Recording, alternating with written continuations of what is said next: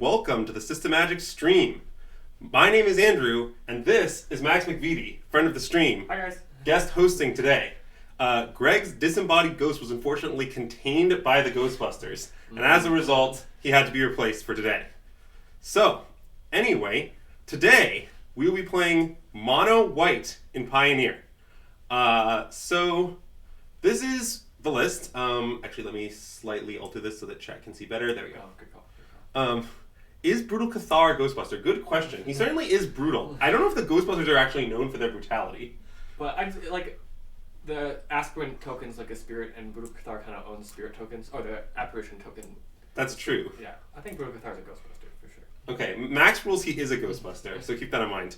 And yeah, chat, you can let me know if you're having trouble hearing Max or if there's any problems. But anyway, so this is stock Mono White. The candle sponsor. I'm glad you asked. So you should know that before we get too into the stream. So I'm still at my mom's house, which means I'm still using candles from the collection of whatever candles my mom owns.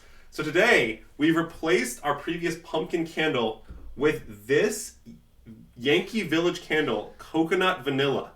All right, everyone can see that. So this is butter, vanilla cream, coconut, and musk. Now you might ask what musk is. I have no idea. Presumably some sort of smell. But yeah. It's very musky.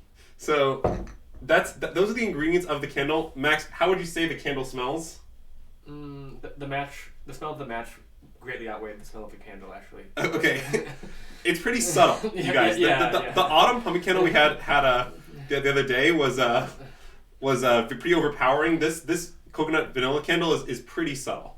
But anyway, so that's our candle sponsor for the day. But yes, Max and I are going to be playing Mono White and Pioneer. So you might be asking, well, why should I play Mono White and Pioneer? Glad you asked, chat. So the reason you should play Mono White and Pioneer is, first of all, I would say the statistics. When I say statistics, what I mean is, all right, like, there are statistics from, like, all the RCs now, and some statistics from Frank Karsten that, like, aggregate the RCs. And in basically all of them, Mono White has an above 50% win rate. It varies a little bit, and some it's like 51%, some it's like 53%, but, like, it always seems to have a good win rate, and that's true of almost no other decks. Like, it's true of Red-Black, the best deck in the format, and maybe nothing else. Maybe Lotus. Lotus has pretty good win rates as well. But, like, okay, if that's true, Mono White's straight up in one of the best three decks in the format. And definitely the best aggro deck, for me, which is very important. I think it's unarguably the best aggro deck. I think if you're looking to attack in Pioneer, you are basically punting if you play anything else. I think in general, this deck is favored against green. It has close matchups against Red, Black, and Phoenix, especially if they aren't ready. Like, a lot of Red Blacks these days don't have a lot of sweepers in the sideboard. They aren't really targeting you or gunning for you. And I think as long as they're doing that, it's a fine matchup. They can beat you if they choose to. Right now, they're choosing to focus their energies on, like, Lotus and green and not on you, which I think is a pretty big advantage for Mono White. And it also crushes Lotus, which is, like, the hot new kid on the block. And it's one of the only decks that can just straight up beat Lotus with zero hate. You're just fast, you come out hard, and Thali's a really good hate card against them. It makes the Sultai Ultimatum pretty awkward because even after they cast it, they have to spend one for each of the air quotes free spells. So yeah, that's pretty much why you want to play Mono White if Lotus is popular in your area, if green is popular in your area, and if you just want to play out some close aggressive games against the grindy decks, like Mono White's the deck for you. The deck definitely struggles a lot against Gruul. It can also struggle against Greasefang. There are definitely some pretty problematic matchups out there, but right now I don't think they're that popular. So I think Mono White's in a pretty reasonable spot. It's unclear if it's 70% against Lotus or 99% against Lotus, but either way, it's somewhere in that range. Oh my god. Yet to be determined. 70% or 99%. Insane quote. It's also precisely 57% against green, just so everyone knows. 57.5. 57.5, sorry. But yeah, so this is our Mono White list. It's mostly stock white, what everyone plays. There's a few... Max is super quiet. Yeah, Max... Yeah, I don't want to talk loud. I'll just try. Or we can move the mic. But you should swap seats with me. Alright, we'll swap. So, because the mic is here in this setup, so when Greg and I stream, it's between us, but I'm going to swap seats so that Max is closer to the mic and that I am farther from the mic, and we'll see how that goes. But part of it is definitely that I'm very loud and Max is quiet. Yeah, this... hopefully you can hear me better now. This sounds better. Yeah, Chad, tell us if that helped at all, what we just did. Or I'll just try to yell even more. Yeah, so,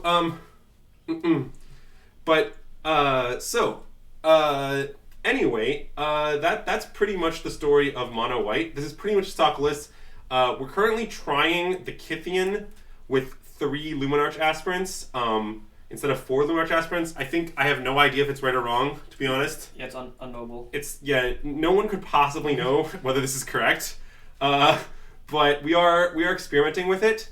We also currently, there's 1 Tomic in the sideboard, which might be wrong, but even though Lotus is favorable, I wanted to have a dedicated hate card, and I like that it's a card you can board in against green that doesn't cost 3.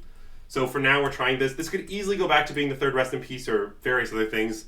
But for now, there's a Tomic in the sideboard and a Kythian in the main, and that's pretty much it. We're playing 23 lands. Most lists only play 22. Oh yeah, but playing 22 lands, I think, is unacceptable. Yeah, this is really close to the list I played in the RC in Atlanta. Just with the only main deck changes, the 1 Kythian over that 4th aspirant. I really like 23 lands. Just you need to go 1, 2, 3 drop really often, and I guess Sky.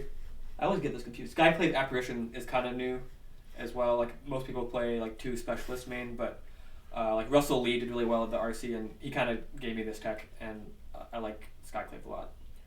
Oh, definitely. Some people have 2 castles. I think it's pretty debatable whether you should have 1 or 2. Like, I think Jesse likes 2, but I think Max likes 1. Yeah. I don't really feel strongly about it, but we have 1 right now. I don't know. I think, like, Fred Karsten would approve of this mana base, so that's... And I like to follow him religiously, so that's fine. Have you considered that I'm against magic math, though, Max? And Frank Carson famously is about magic math. I have considered it and disregarded it. Okay, gotcha. Good to know.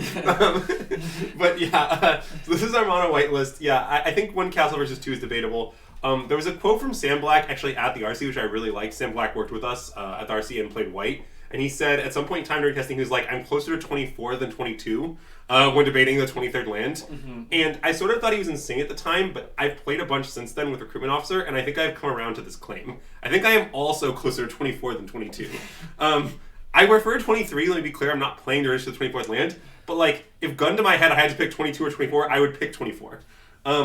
So... I'm probably a little closer to 22 myself, but I get the point for sure. I really like just like playing. I just think you really don't want to miss your first 3 land drops is the thing. Like I get that you don't often want to draw like too many beyond that. Yeah. But you really, really, really want to go 1, 2, 3 on curve. And you kind of want like 19 or 20 white sources. Yes. Because like sometimes you want to like double white spell and like a 1-drop on turn 4 or something, and I don't know. Right, and Mutavault means you don't flood that much, plus Recruitment Officers, etc. Yeah. I mean, there's a quote from Greg after he played this deck. That is my ex and inferior co-host Greg Michael, which is that Mutavault is the mono white collected company, and I really like that quote. Yeah. Because the point is just like, yeah, you don't have collected company, which you don't have those 2-for-1s, but just randomly during the game you fire at Mutavault, and it's like you copied into that Mutavault and whatever creature you cast that turn. So. I can see it. So anyway, that's basics our mono white list. I think we can fire it off, as it were. I don't know if we have many like goals in what we're trying to learn. I think we're mostly just trying to play some mono white for fun and profit. Our goal is to have a white Christmas. Yeah, it's a very straightforward goal. It is snowing here. Yeah, it's like a kind of like the coldest it's ever been around Christmas time here in a while. Yes, it's quite cold here. I mean, we just got hit by a blizzard, kind of in Michigan. I mean, I guess it honestly wasn't that much blizzard, but we got something of a blizzard. Yeah. And then when I was in Minneapolis, obviously a few days ago, I mean, it's insane there right now.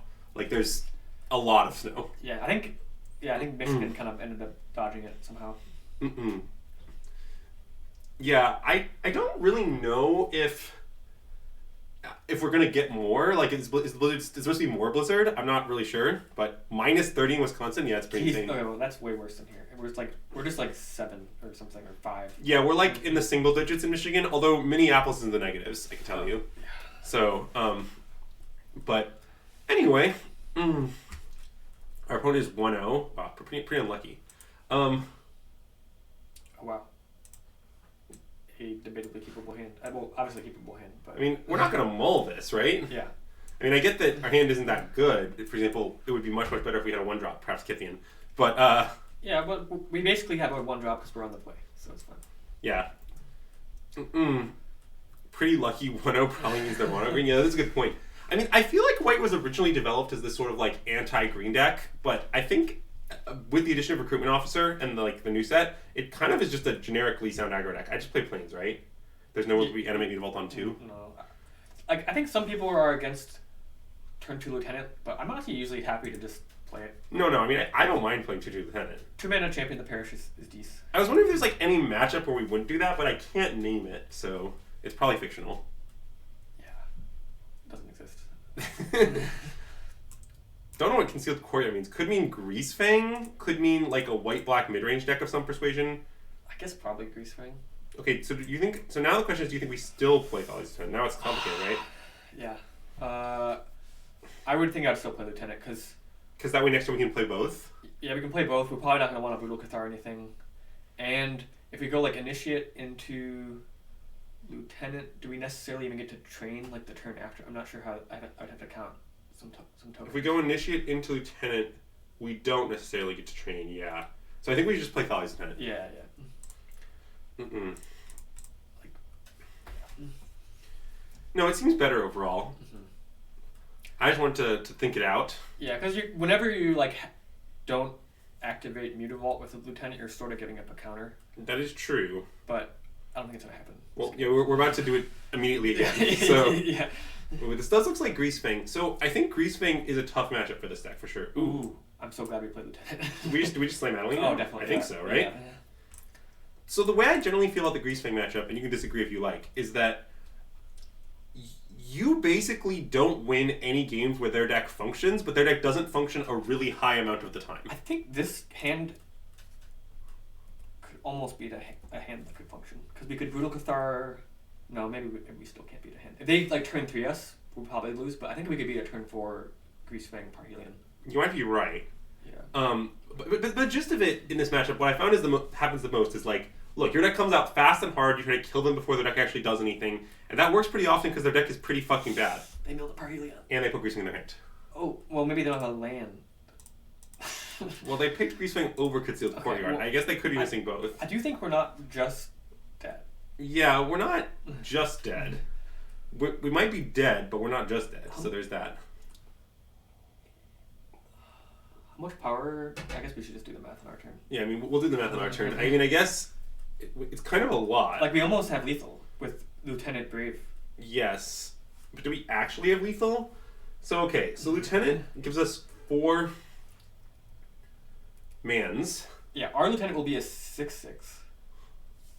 And then our Adeline will be a 1, 2, 3, 4, 5. Also have 6. So that's 12. And then we do 15. Wait, is that actually true? Is it actually 15? I think it might be 15. I just want to count again. Yeah, you count. You double count. Yeah. So this thing is going to be 6. Yeah. This thing is going to be 4. So we'll have 5 creatures plus 1 is 6. So it's 6, 12, 13, 14. Yes, 15 is correct. Ah, so close. Well, okay, wait, but we're not necessarily screwed because we can't assume that our opponent has a way to re-bin the Parhelion. So what we can do is we can Brutal Cathar an Angel, and then we can just attack. Is there any way we can not play Brave and force them to block? I don't think so. No, that doesn't add enough count. Well, we play a creature, it adds 2 power. So wait, yes, it is true that if we play Thales Lieutenant, land was lethal. Yeah, I think that is correct. Yeah. Unfortunately, but yes, we could play Thales Lieutenant. Bodyguard, but they can maybe just chump the 2/2 token and then still. Yeah. Then they would take 14 plus 1. They can just eat the 2 tokens. They would still take 15. Yeah. Oh yeah, the 2 tokens. So we just have to Brutal Cathar an Angel. That's our only play. Yep. All right. Okay. Sounds good. I mean, I guess we could Brutal Cathar Greasefang, but then we just die in the air. Yeah, because they don't have to block. They don't have to. They don't have to trump. So I think Brutal Cathar Angel is our only line, and then we can assess our attacks once we've done that. We definitely want to send the Thales Lieutenant because it'll be larger than the Angel. I think we just send. If we trade for the Angel, we're just happy with the Adeline. I guess it's probably true, right? Yeah, I think we just. I'm just wondering if we should hold back the 1 human token to chump the Greasefang if they kill our Brutal Cathar. Probably should. Oh no, Adeline has Vigilance, so yeah, it's all good. Everything. I think everything. Yeah. Mm-hmm. And I mean, look, if our opponents agree to bin specifically Parhelion again, then we lose. Yeah.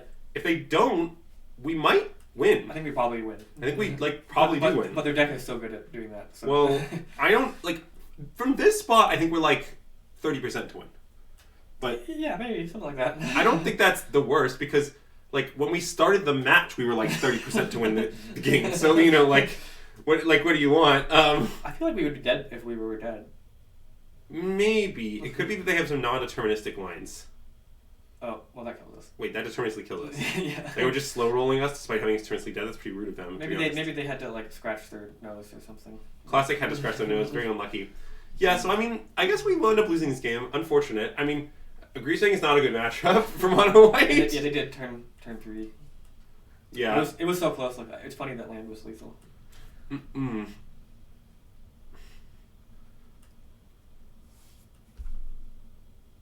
Yep. That looks like lethal to me. So, it is kind of unfortunate that we're playing in Greasing after I cut the third rest in peace when it's quite good here, but whatever. Yeah, it's good, but... It's not that good. I admit that the number one way you win is their deck doesn't function. Yeah. So I like these 3 cards. Yeah, and then I've been cutting... These? Yeah, those. All the Ghostbusters and the... The Ghosts and the Ghostbusters, as it were? Yeah. And nothing else is good, right? Destroy Evil is definitely not good on the play. It's still just bad, I think. I think it's just worse than Brutal Cathar for the most part, though, right? Which is our next worst card. Yeah. Okay, I think this is just our list. Yeah, this is what I was doing at the RC for sure. Luckily, I never played it the whole time, so I didn't. What you would have done at the RC, since you did not in fact do it. Yeah. Yeah, I don't know. I honestly have beaten Greasefang surprisingly often, despite the fact that I never win when their deck does anything. Yeah. Yeah, I think it's probably a 35% matchup or something. Yeah, what you understand is that the thing about Greasefang is it's a bit like Tremulene. And does that make us like Ivysaur? Yeah, exactly. We're like Ivysaur. Okay. Oh. Well, our hand is terrible. Let's mulligan. Sounds good. Sounds reasonable. Thalia is good against them. No, I think it is. I think we snap keep this. Yeah. Am I supposed to have Plains or Shepherd Dunes? That's the knowable question, right? Because the life theoretically could matter. But we're only probably gonna lose 1 life. Yeah, that's true. Probably just Plains. Yeah, Plains. We might probably just draw Plains. Probably at some point we'll draw Plains. Yeah. So I'll just play Plains. Yeah, sounds good. And this is another situation where the odds of activating Univolt on 2 is 0. Yeah. Yes, it is definitely. That's definitely true. If their Thoughtseize deck also turns big combo every game, it would be banned. I think is an accurate comment. Mm-hmm. Okay, well, let's play Thalia. Yeah. There's some merit to playing this, but I think it's crazy. Yeah, right? definitely crazy. Okay, because it would be a 3/3 next turn is all I'm pointing out. Yeah, but Thalia this is so disruptive. Yeah, stops them from doing their little Grizzly Salvage thing. Yeah, our opponent's hand is all Grizzly Salvages, just literal 4 Grizzly Salvages. Oh no, don't do it. Yeah, this card it's gonna eat our Adeline token too. Oh, Sky Sovereign. It's pretty unlucky. Well, at least Adeline survives Sky Sovereign. You think I'm supposed to slam Adeline, right? Yeah. It's pretty not good for us, is what I would say about this. It's a pretty good situation. But they do have to have Greasefang. Yeah, I know. They only have 4. They definitely don't always have Greasefang. Their deck is... And they definitely could have kept this hand on the strength of Grizzly Salvage to find Greasefang or whatever, and then just, gotten annoyed by Thalia. Also, we could just die right now. Also possible. Oh, it looks like we're dying. But we're not dead. Yeah, we definitely aren't dead. They're probably gonna double tap the Adeline, if I had to guess. That seems reasonable. Mm-hmm. But if we played a creature that wasn't Adeline, they would have killed everything we have, so... I think I'll make the same play again. Yeah, and I guess now we can... Well, if we... Yeah, we're probably just gonna have to Brutal Cathar the Greasefang is what we're gonna do. For better or for worse, right? Yeah. It's too bad we can't hold up Brave because of... Thalia? Yeah, I thought about that, but... Such is life. Look, as I would say, as Jesse would say, it is what it is. It is what it is. So let's slam this. Yep. But then are you ready for the tough question? Should we attack? Are you aware that we're at 10 and they're at 18? I'll probably attack. Yeah, I think I agree. I think it's kind of close. I think, But like, I guess we just have to like try to get them in brave range. Yeah, right. Like we have to imagine victory is the issue, and victory involves attacking and hoping their hand is not excellent. I mean, the issue is here's what's going to happen this game. If we don't kill them fast, we're going to lose to hard cast Skyvote on 5. Yeah. So we kind of need to get them dead before that happens. So I guess that means we just have to trade damage and hope it works out. Yeah. Marcus, I think you're right. I think it's just like Marcus. Hi, Marcus. Oh, Marcus, welcome to the stream. Yeah. I miss you. Wow, hitting with the I miss you. Pretty aggressive, Max. Are you going to Philly? The MC? Yeah. Or whatever that is. Is it? No, just the PT. Yeah. No, I wasn't planning to go. There's no real like events for me. Do you had to estimate that probably that Andrew plays this deck of energy champs? How high is it? Max, are you aware of the gag? There's a gag here. There's a gag? Oh, am I supposed to say 100%? Yes. Oh, 100%. Max is a bit behind the times. Yeah. But see, Greg claims I'm 100% to play every deck we play on stream, and also many of the decks we play against if they're bad enough. I'm glad I was able to navigate that situation. I'm glad I was able to navigate. Alright, so did I just play Recruitment Officer and Thali's Lieutenant? I would definitely not go to Philly if the command zone was free. I would go if there was like a Pioneer tournament that had stakes that wasn't just like cards. I don't believe you, Maxwell. He said it so convincingly too. Yeah, I don't know what to do here. Like we're just gonna get skyboated and. Well, we're gonna get Proheland because we're gonna get their Revision. Well, yes, we have to hope they don't have a land, right? Yeah, so in the world they don't have a land. I guess we just play Aspirin and Officer. So you don't want to play Thali's Lieutenant, you want to let cook? Well, it doesn't really get us gain us an attack this I guess it doesn't. Yeah, okay, that's reasonable. Yeah. Like I don't know. Like I get that the world where they just don't have a land isn't that great, but like that just has to be the world we're living in. I mean. Yeah, and I'd just rather get one more counter off the Aspirin. Right, but what am I countering exactly? Because they're attacking for lethal, so this like kind of can attack. You can attack. You just want to attack, and if they attack, we just trade and take 2 or take 3. Yeah, like I think I would just do one more damage. Just put on Thalian and hit for 3. Yeah. Yeah. Okay. The problem is it's hard for me to imagine victory still, but you know. Yeah, we're very very dead. Extremely dead. I guess like the way we win is like they don't play land or do anything good, and then we trade off our recruitment. Oh, they're trumping. Okay. So, because we might have lethal next turn. Let's see, do we? 4, 7, 8, 9, 10, 11, 12. Oh, we're getting fatal pushed. We're dead. Well, that will kill us. Yes, I see. Unlucky. Rough round 1. There are 2 4-slot PTQs from Minneapolis. Yeah, that's the deal. Yeah, if the PTQs were anything but sealed, I would probably go. Wait. Oh, 1 sealed? I thought they were both sealed. Oh, I see. 1 is the set. They're all will be 1 sealed. I guess. Okay, I'm with you. What's 1? The next set is all will be 1. Ooh, interesting. Yeah, I'm not. Yeah, the problem is Max hates sealed and limited because he doesn't like fun. I like draft, but I really have to prepare for draft to be good at it. And sealed is just like aggro decks are usually bad, so I don't enjoy it. But yeah. I'm conceding. If there was a modern or Pioneer PTQ, I would be there 100%. Yeah, I have not booked a flight, but I would say my probability of going is about 70%. Yeah, you should definitely. You like sealed. Yeah. And you like PTQs. Yes.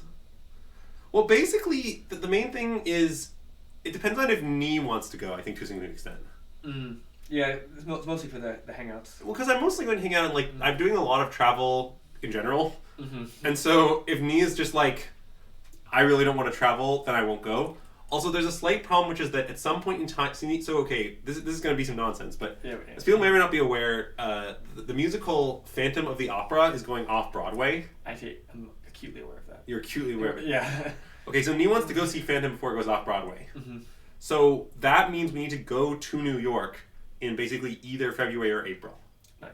So it's possible that will conflict with or be too much travel to go to the tournament.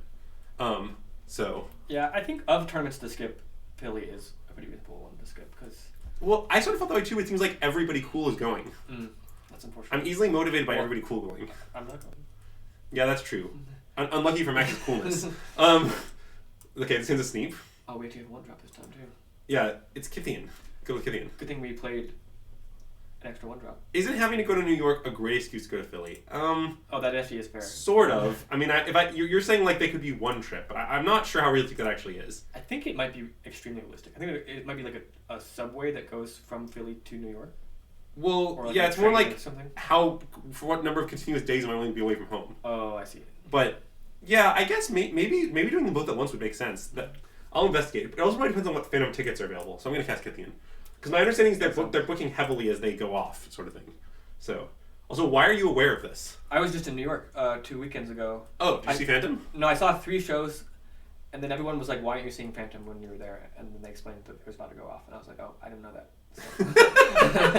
So. I see. Yeah. So, fair enough. No, I was too busy seeing Stranger Things, which was a very small play and not on Broadway. But instead of seeing the musical that you'll never be able to see again on Broadway. yeah, that makes a lot of sense. Okay, Marcus. If you're gonna go and you're gonna go to New York after it's Hangout, then I'll try to talk me into it. But maybe I'll go now.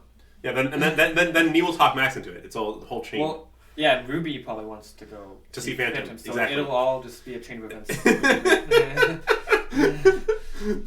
It's really just like the stack is all going to resolve and we're all going to be going to Philly. Okay, so I just mutavault aspirin here, right? Yeah. The question here, I think, is actually hard is where do we put the counter, right? I'd probably put it on Kithian because I like doing 3 damage instead of 2 damage. Yeah. And just like I think which one we want them to kill is part of the question. I think we'd probably rather them kill Kithian? Yeah, I think you're right. Basically, so I think in this situation that's here right now, I think you always want to put on the 1-drop if it's like a bad 1-drop. I struggle with it when it's a good 1-drop, like Kithian Recruitment Officer. In like a Thoughtseize matchup where they're trying to kill our stuff. Yeah. Because like the ability on this is gonna come up this game, I think, like pretty likely. Yeah. But so just we are playing against Red-Black, generally a close matchup. A lot of play to it usually. Yeah, I'm actually happy we're playing this because we seem to disagree on this matchup a little bit. So. A little bit. I don't think we're that far apart. How similar is Phantom going off to Greasefang going off? Well, I think Phantom is much more likely to go off. So wait, we just fire up the Mutavault, put a counter on it, and attack, perhaps? Yeah, I'm thinking like. Yeah, I guess leaving up Brave is probably stupid. It seems pretty wild to leave up Brave here. I think the big question is the counter. Yeah, I guess counter on Mutavault makes sense. Like we kind of don't want them to kill our aspirant or our officer, so like putting a counter on it seems foolish. Yeah, that sounds good. Well, I mean, as far as the claim that Ginger thinks he's heavily favored, like. My main response to that is the stats just don't agree. The stats basically say it's close universally. In fact, depending on the tournament you look at, there are tournaments in which Mono White is favored against Red Black, tournaments where it's not. So, I think it's actually pretty hard to play from the Red Black side. I know when I was practicing Red Black, I lost to White a lot, and then when I got better at the matchup, I started beating it all the time with Red Black. And yes. And I kind of noticed when I play against like less good players with White, I always win, and then when I play against this plays Ginger online, because we both play a lot of Moto, he always beats me. So I don't know. Well, I do believe that. Definitely if Red Black wants to beat White, they can. I think the question is if they don't want to beat White, will they succeed? The question is how similar is Phantom to Charmeleon? How would you say about that, Max? Phantom of the Opera? Yes. That's more of a Squirtle, I'd say. But how similar would you say it is to Charmeleon, abstract? Well, Squirtle is much more similar to Charmeleon than a brick. That's true. so I'd say pretty similar. I like the example. Ooh, I play this, right? I could use Recruit Officer, but it's so much damage. Yeah. I can't sound 3 damage. Yeah, definitely thought like that. Right, that's how I was feeling too. Like I like the value, but just it's 3 damage. Lightning Bolt is value. Like, do people understand that that's a full card? A card not even legal in the format. Yeah, because it's too strong. That's why it's not legal. Yeah. No, I do think you're right, though. I've also found this matchup tricky to play on the Red-Black side. I don't know. Yeah, I've been playing some Red-Black lately, and yeah, I'm still not sure I'm playing it exactly White. It's kind of tricky to sequence all your kill spells and your threats, and sometimes you're supposed to race, and sometimes you're supposed to grind, and I don't know. There's a lot to it, I think. Done on board. Let's go. Yeah, I don't really understand why our opponent did this. Well, maybe they had nothing else to do. Mm-mm. Or they have Slaughter Pack. I don't know. Alright, so the way I like to board in this matchup is I like Skyclaves, the 3 kill spells that kill Shield Dread, all the wedding announcements. I don't like any Brave the Elements. Yeah. Let's see, what else do we usually cut? I think Brutal Cathar. Oh, right. I don't like any Brutal Cathars. Yeah, like Cathar's fine, and I guess I think I was shaving like an aspirant. Right. So I think the last cut has always been a bit unclear. Mm-hmm. It could easily be a 1. It could also be a Lunar Chestprint. I think basically like because we have the extra 1. Yeah. Like, but yeah, I guess like would the 1 be Kithian? I think it might be Hopeful Initiate. Oh, that's probably fair too. I think this is the worst one against Red Black, is my current opinion. Yeah, I kind of like Initiate. Okay, I think this might be right. Yeah. I mean, the idea of this is that both of them are going to trade for Kill Spell 1 for 1, but this one costs less mana, so we're forcing them to trade down on mana. Mm-hmm. Another question I've thought about is whether this is right, but I think I prefer the Aspirant. Yeah, if you can get like a counter out of the Aspirant on like something else, then it's like a thing they kind of have to kill, but it's like you got a counter off. It's a kind of like a 1.5 for 1 or something. So I like this. And part of why I like Initiate is I think the game's still kind of long, but you have to answer every Flip Fable and every like big guy. So like Initiate is sort of like a bad Flip Fable answer. Well, that is true. I mean, I do agree with that. Because I often do think the games come down to like both players grinding mid-range at each other, and then like obviously Flip Fable's a huge problem. The machine gun will beat you if they can assemble it. This is a keep, I assume. Yeah, it's like it's bad. It's bad, but they're we have like Mutavault and Castle, right? Like it's unmulliganable, I would say. Okay, I agree. It's like the keep and hope to draw well. All right, so the answer to the question, when I make claims about 2 decks playing against each other, what I'm usually making claims about is 2 players of equal skill, and I am not making a specific claim of what that skill is. Now, it is possible for there to be a matchup such that like 2 bad players, 1 deck is favored, and 2 good players, a different deck is favored. Like that is like conceivable for sure. And I'm basically discounting that when I make matchup claims because I'm like simplifying. Like it's too complicated to be as specific as that.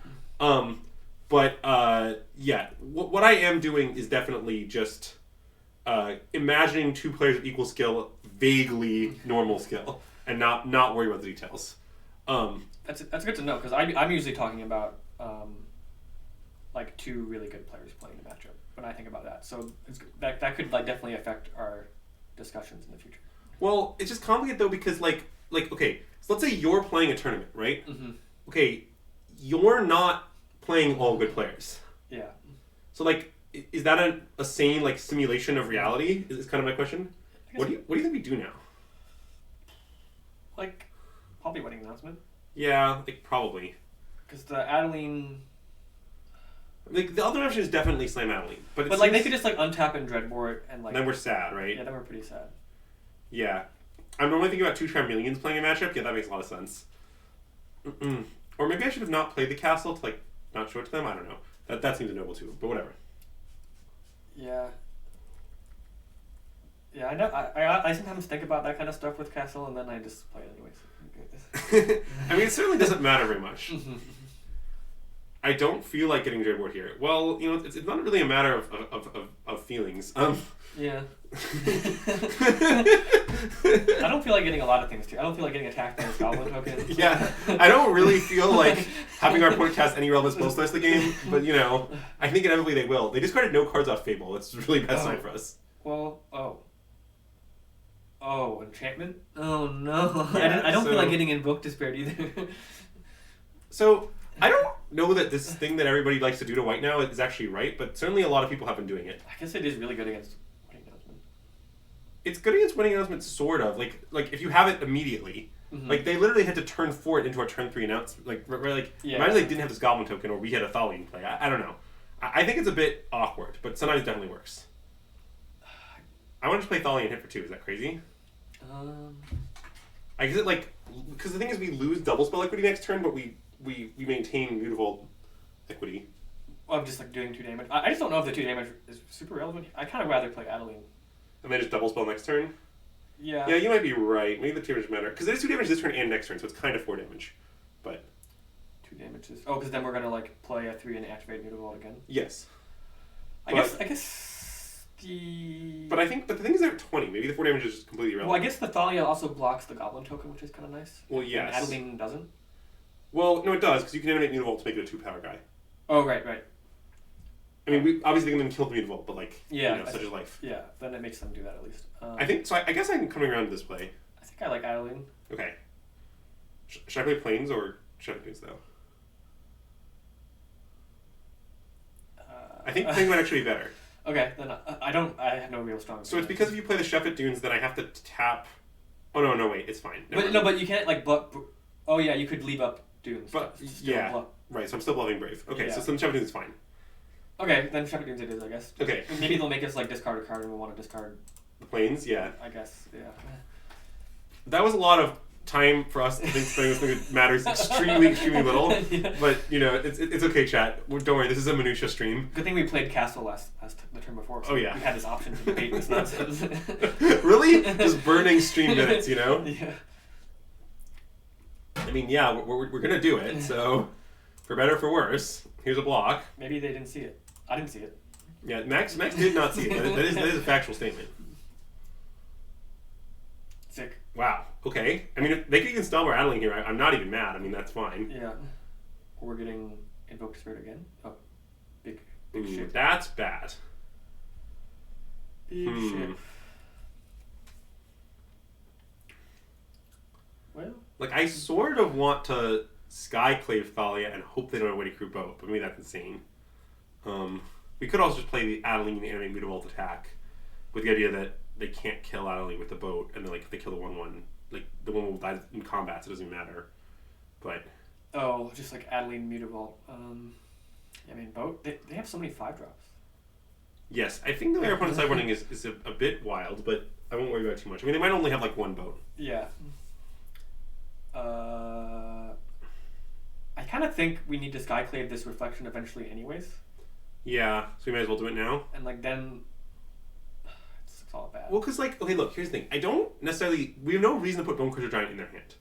If they don't have Bone Crusher Giant, the ability to immediately crew boat isn't that high. Oh my god. Actually, if we Skyclave and they kill our Skyclave, then they can crew boat with the token. Oh, wait. Maybe we shouldn't Skyclave then. No, wait, that's true. I didn't think of that. Be like... Things are bad. Well, I know, we're losing. Yeah, maybe just... Adeline Thalia? Yeah, I guess so. I mean, do you think Adeline Thalia is actually better than Adeline Animate Mutavault? I think we're playing Adeline. Okay. Let's physically commit to that before making more choices. Because like playing this gives them a good boat target. If we Animate Mutavault, they don't actually have a good boat target. Is the point? Okay, I'm in. Right. Yeah. So, yeah, we do have to watch out for them copying boat. That is a good point for sure from burner account. Oh yeah, makes a lot of sense. You don't want to get got by the copying boat. Yeah, then they can deal us 12 and deal 6 damage to our stuff. Right. Well, I mean, they will only be able to keep... No, see, Max, they only will be able to keep the original boat because it's legendary, but they still get the bonus 3 damage. Yeah, that makes sense. Well, this is extremely bad. Yeah. Yeah, the problem with the current situation is that we basically are unable to win in any way. But aside from that, things are fine. Because now they're going to fire up the boat and copy it, and then we're just in huge trouble. Yeah, we just lose everything. Yeah. Well, they didn't see the line. But, yeah. So, I guess what happens is we take 9. That's my understanding what happens. Oh, yeah, only 9. Fuck for them. They can't exile a creature. It's fine. The second one won't be animated. Yeah. Good point, Isaac. Good point. Oh, God. All right. So now we have to hope this works, right? Yep. It won't. We'll target this. Oh. And then there are no other creatures and no plus yeah, just hope that, just mono. Hopefully mono land, notably they missed their land drop. Yeah. But, it was a bluff. I don't really see another line, so... And I'll just discard this recruitment officer, I guess, and play Thalia. Sure. Yeah, maybe their only answer is a 5 drop. Maybe their hand's all 5 drops. Yeah, it's just 4 Invoke Despair. Just the hand is literal, just all Invoke Despairs and more Skyboats. That's their hand. I have constructed a hand we can beat that could plausibly have. It's not particularly likely they have it. Uh-oh. I don't like them casting literally any spell. Oh geez, that sure is literally any spell. Alright. Safely concede at this point. Yeah. Alright, game 3. Do we change our sideboard plan at all, given that we have all these Invoke Despairs? I guess probably not really, but it is interesting. Yeah, it does just kind of own wedding announcement. Yeah, but we'll just like have to play. Well, I think we should play the games differently, but not change our sideboarding. Thoughts? I don't really know what we can do differently. Like it's always going to answer the wedding announcement. Well, we could do differently is we could have some Brutal Cathars with the point of hitting Goblin tokens, to like make it harder to cast on curve. Oh, you mean like board out some announcements? Well, I guess the problem is like, yeah, I don't really want to do that. I think we basically just have to cast it. Well, on the play, it's also a lot less effective. Yeah, like we just like get some tokens out of it, and then they answer. Yeah. Yeah. Okay. No changes. Well, this hand is a lot of good stuff. I mean, it's awkward. This Meatball is super awkward in our hand, but I mean, what are we going to do? Mulligan? Oh, yeah, definitely. I like this. Yeah, which one am I supposed to play on one? Any idea? I assume Officer. Yeah. Like, okay. I assume so too, but I was hoping... Yeah, it'll be a long time until... Like, you could think about playing Initiate. But that seems... Like, missing the damage is pretty bad, and, like, it might just die quickly. And like, we kind of want to play Lieutenant on turn 2, assuming we don't draw planes. Also, wait, there's a chance me updating the deck list didn't work, in which case I apologize. Well, we'll just go to the Twitter. Because I think that's the previous deck list, but I apologize. You can find it on my Twitter. I guess we don't have to play Lieutenant. We can play whatever we want. Well, I kind of think we shouldn't play Lieutenant. Is that insane? I think you're right, actually. I think Initiate is probably better. Right. Okay, I think so too. Maybe I guess attack first, right? Yeah, it's vaguely relevant. Because the point of not playing Thousand this turn is that, like, if we draw planes, we can still double spell. And if we don't draw planes, we'd rather have not played. Yeah, it's not actually, like, more mana efficient. It's exactly. Yeah, it just feels nice this turn to tap the Mutable. It gives the illusion of mana efficiency. Yeah. So I think we should attack. And then we can assess what one drop to play. Yeah. But probably this, but, like, if they fatal push this, then do we want to play this? I don't know, maybe. I think I'd probably still play the Initiate. The Bodyguard, like, late in the game, like, bodyguarding an Adeline is, like, kind of a big deal. That's true. Or, like, a big Lieutenant. Okay, they had nothing. Nice. I mean, when your opponent plays Hive, you really don't know if they have something or not, right? Because they would play... They would play anyways. Yeah. I feel like, yeah. Wait, they had it and they didn't kill our gun. That's insane what just happened. Well, because, like, if we played Aspirant, we would have played it pre-combat. And if we played Thalia, then they would have to take response anyway. So what better target could there be? But there's been times where if they know you have Thalia, sometimes they want to wait to push on their turn because they have to answer the Thalia to, like, play turn 3 Fable. Oh, okay, I guess that's true. It's, like, sort of true, yeah. Yeah, I agree with sort of true. Alright, so do you want to play 2-1s or Thalia's with him now? So let's try to think about it. If they play Bone Crusher Giant, is there any way we could have, like... Not really. It's hard for us to have, like, a 3-4 Initiate next turn. Yeah, I don't think we can have a creature that... A 3-4 is a hard sell. Or a 3X. Well, actually, I guess if we play Bodyguard and Initiate this turn... Then the Thalia's with him will make it will give us an attack next. Oh no, wait, you can have both right. You attack with both next turn. Wait, that's way better. Alright, let's play 2-1s. We should play 2-1s, yeah.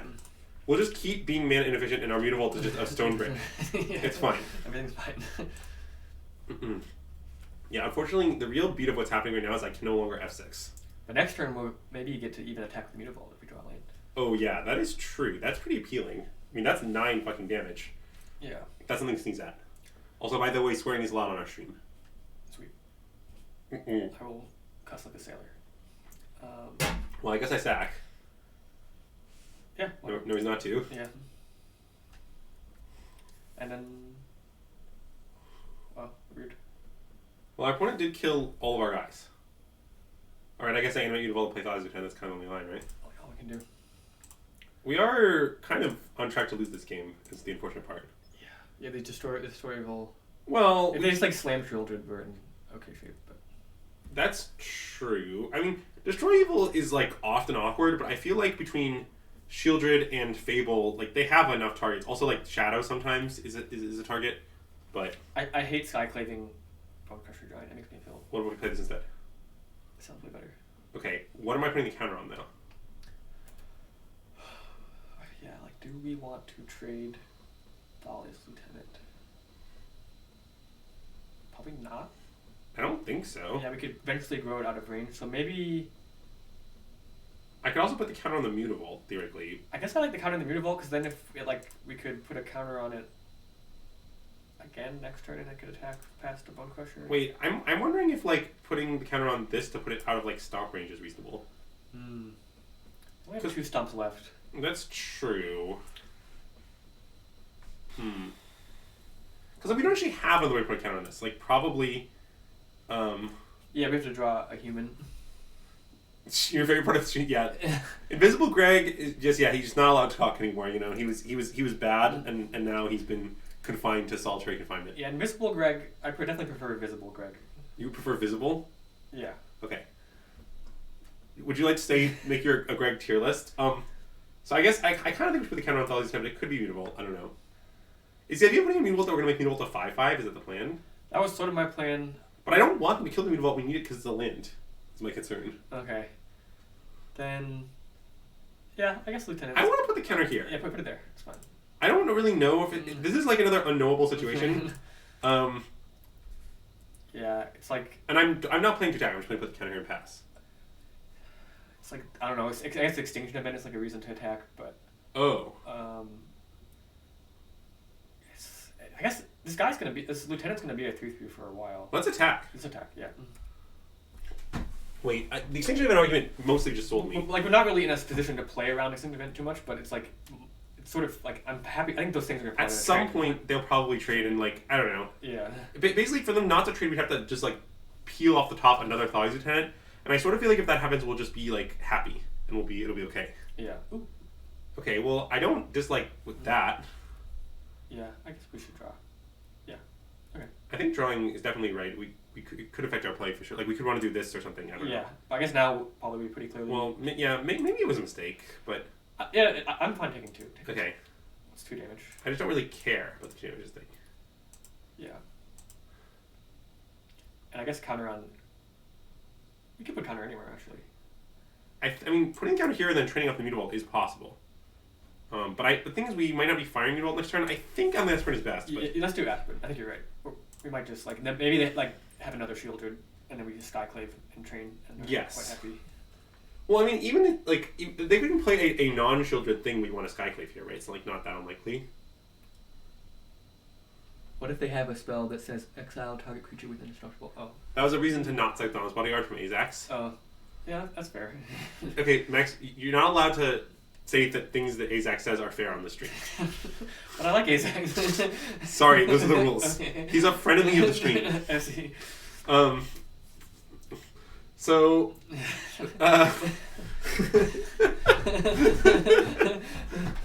what do you think the play is here?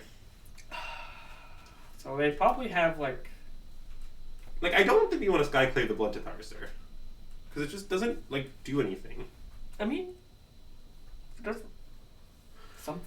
But then, if we Skyclave it, they're just going to kill the Skyclave, get a 2/2, and a 2/2 is the same as the Blood Tooth Harvester, sort of, right? Or I guess maybe it's not. Well, the idea is we could Skyclave it, then put a counter on our Aspirant. Well, it's more like their Harvester, if they don't block, might end up killing an Aspirant, or whatever. Yeah, Luminarch Aspirant. Well, they don't have enough clues to do that if we put the counter on the Aspirant, though, or enough blood tokens to do it. But they definitely I feel like they would play Bone Crusher if they didn't have something to do with this mana. Probably. So they have basically they have a kill spell. Okay, here's what I see the lines. So if we Skyclave this, here's the idea. Mm-hmm. We put the counter on Luminarch Aspirant, and then if they kill the Skyclave, then it doesn't. The 2/2 they get back doesn't block anything. Yeah, I think they probably have Power Word kill. Sure. So maybe though, if we Skyclave, then they'll at the end of our main phase kill our Luminarch Aspirant. Oh. Probably, and then we will have no attack. Right. Okay. So here's another line. We could go to combat. And the point of going to combat is they have to. We need to know if they power word kill. Okay, so let's say they don't power word kill. We get to put a counter on something. Then we put a counter on. Hopeful Initiate and animate Mutavault. Yeah. And attack with. And then I guess they can kill the Mutavault with their power word kill. No, they can't. It's every creature type. Oh right. Oh, could you just make the Mutavault a 4/4 as well with their power word kill? Yeah. Okay, wait. But no. But if we animate Mutavault, we can't pull the trick where if they power kill, we can then cast Skyclave. But maybe that doesn't matter. Maybe just casting Skyclave is just bad this turn. Yeah, maybe Mutavault is just great. Wait, I think we should just animate Mutavault. Well, we can go to begin combat first, right? We still would get a chance. Oh, because we can respond to the trigger. Yeah. Yes. I'm going to set a stop here. I think I shouldn't matter, but yeah. Just in case, yeah, you never know. Okay, so I'm going to go to combat. Oh, no, wait, you have to target when this trigger's on the stack. Shit. No, wait. Because we wanted to put the counter on the meter vault? Well, maybe. We can't now. I see. Wait, maybe that was wrong. Oh, I see. Well, I guess I'm putting counter here now. Or I guess I put counter here, because the meter vault trains in and they can't kill the meter vault because it's... Yeah, like, and then if they trade the harvest for meter vault, we're probably actually okay with that. Yes. Okay, this makes sense. This maybe you want to do this the whole time. I don't know. We can pretend like we did. So I'm going to let this resolve. Mm-hmm. I'm not sure. It's possible I wanted the counter on the meter vault. But anyway. Yeah, too late. Oh, they hit us with the test. Yeah, they hit us with the "Are you okay?" Yeah. As it were. Yeah, that happens to me all the time. Max's opponents often are unsure if Max is still. Ooh, we got destroyed. Oh wow, we did get destroyed. Oh my god. I mean, if we would have gotten more destroyed if we targeted the meter vault. To be fair. Yeah, but. I mean, I can't do anything about this. Yeah. We just don't attack now, right? Well, it's sort of like we might as well attack with both. Oh, because it's going to trade one of them anyway. Yeah. Yeah, okay. Yeah, it's kind of... I could attack with just Hopeful Initiate, is another line. But then it's the same as attacking, right? Well, the point is then if they have to take 2 to kill Luminar Jasper. Oh, I see. It all ends up the same. Yeah. Yeah, okay. This one just gives them less options. Yeah. Wow. Yeah. But anyway, chat, what I was saying before is Max's opponents frequently think Max is, like, not physically okay. Yeah, because he takes for so long before making decisions with aggro decks. So we're really trying to channel that energy. Well, the only time I really got hit with that was playing Scales at a PT. And, like, Scales is at least, you have to do some counting, so it makes a little more sense. Man, we got so destroyed that turn. Yeah. I'm not sure if we screwed up still. We might have. We kind of just, like, timed out. We kind of timed out. Yeah. We had to make sure. Ooh. What? That's better than Skyclaving, I think. Even though we can't attack this turn? Yeah. Because it seems close to me. But we can only do 2, and, like, we can't even train next turn. We're, like, Adeline... But, like, the idea is that if we take this and they don't have a kill spell, we just, like, win the game, right? I guess that's, like, maybe not reasonable, but it is true. Like, we don't have any reason to believe their hand contains kill spells at this point. We could, but, like, it could just be more guys. I guess they have more guys, maybe they play an over Bone Crusher. Maybe it's not reasonable. Which of these 2 things do we think we want them to kill? Probably Skyclave. Okay, then I think we should play Skyclave. If they have push, our attack gets blown out. Just for the record. I don't know if we care. Oh. Okay, I'm sold. Let's play Adeline. But yeah, like maybe I'm being too scared and like getting in. Well, they have 2 push in the bin. Yeah. The odds they have to push here are not that high. Yeah. Eh. But I'm more thinking just like, if everything goes right, playing Adeline first is like way better. Yeah, that's true. Okay, we can play Adeline. Yeah.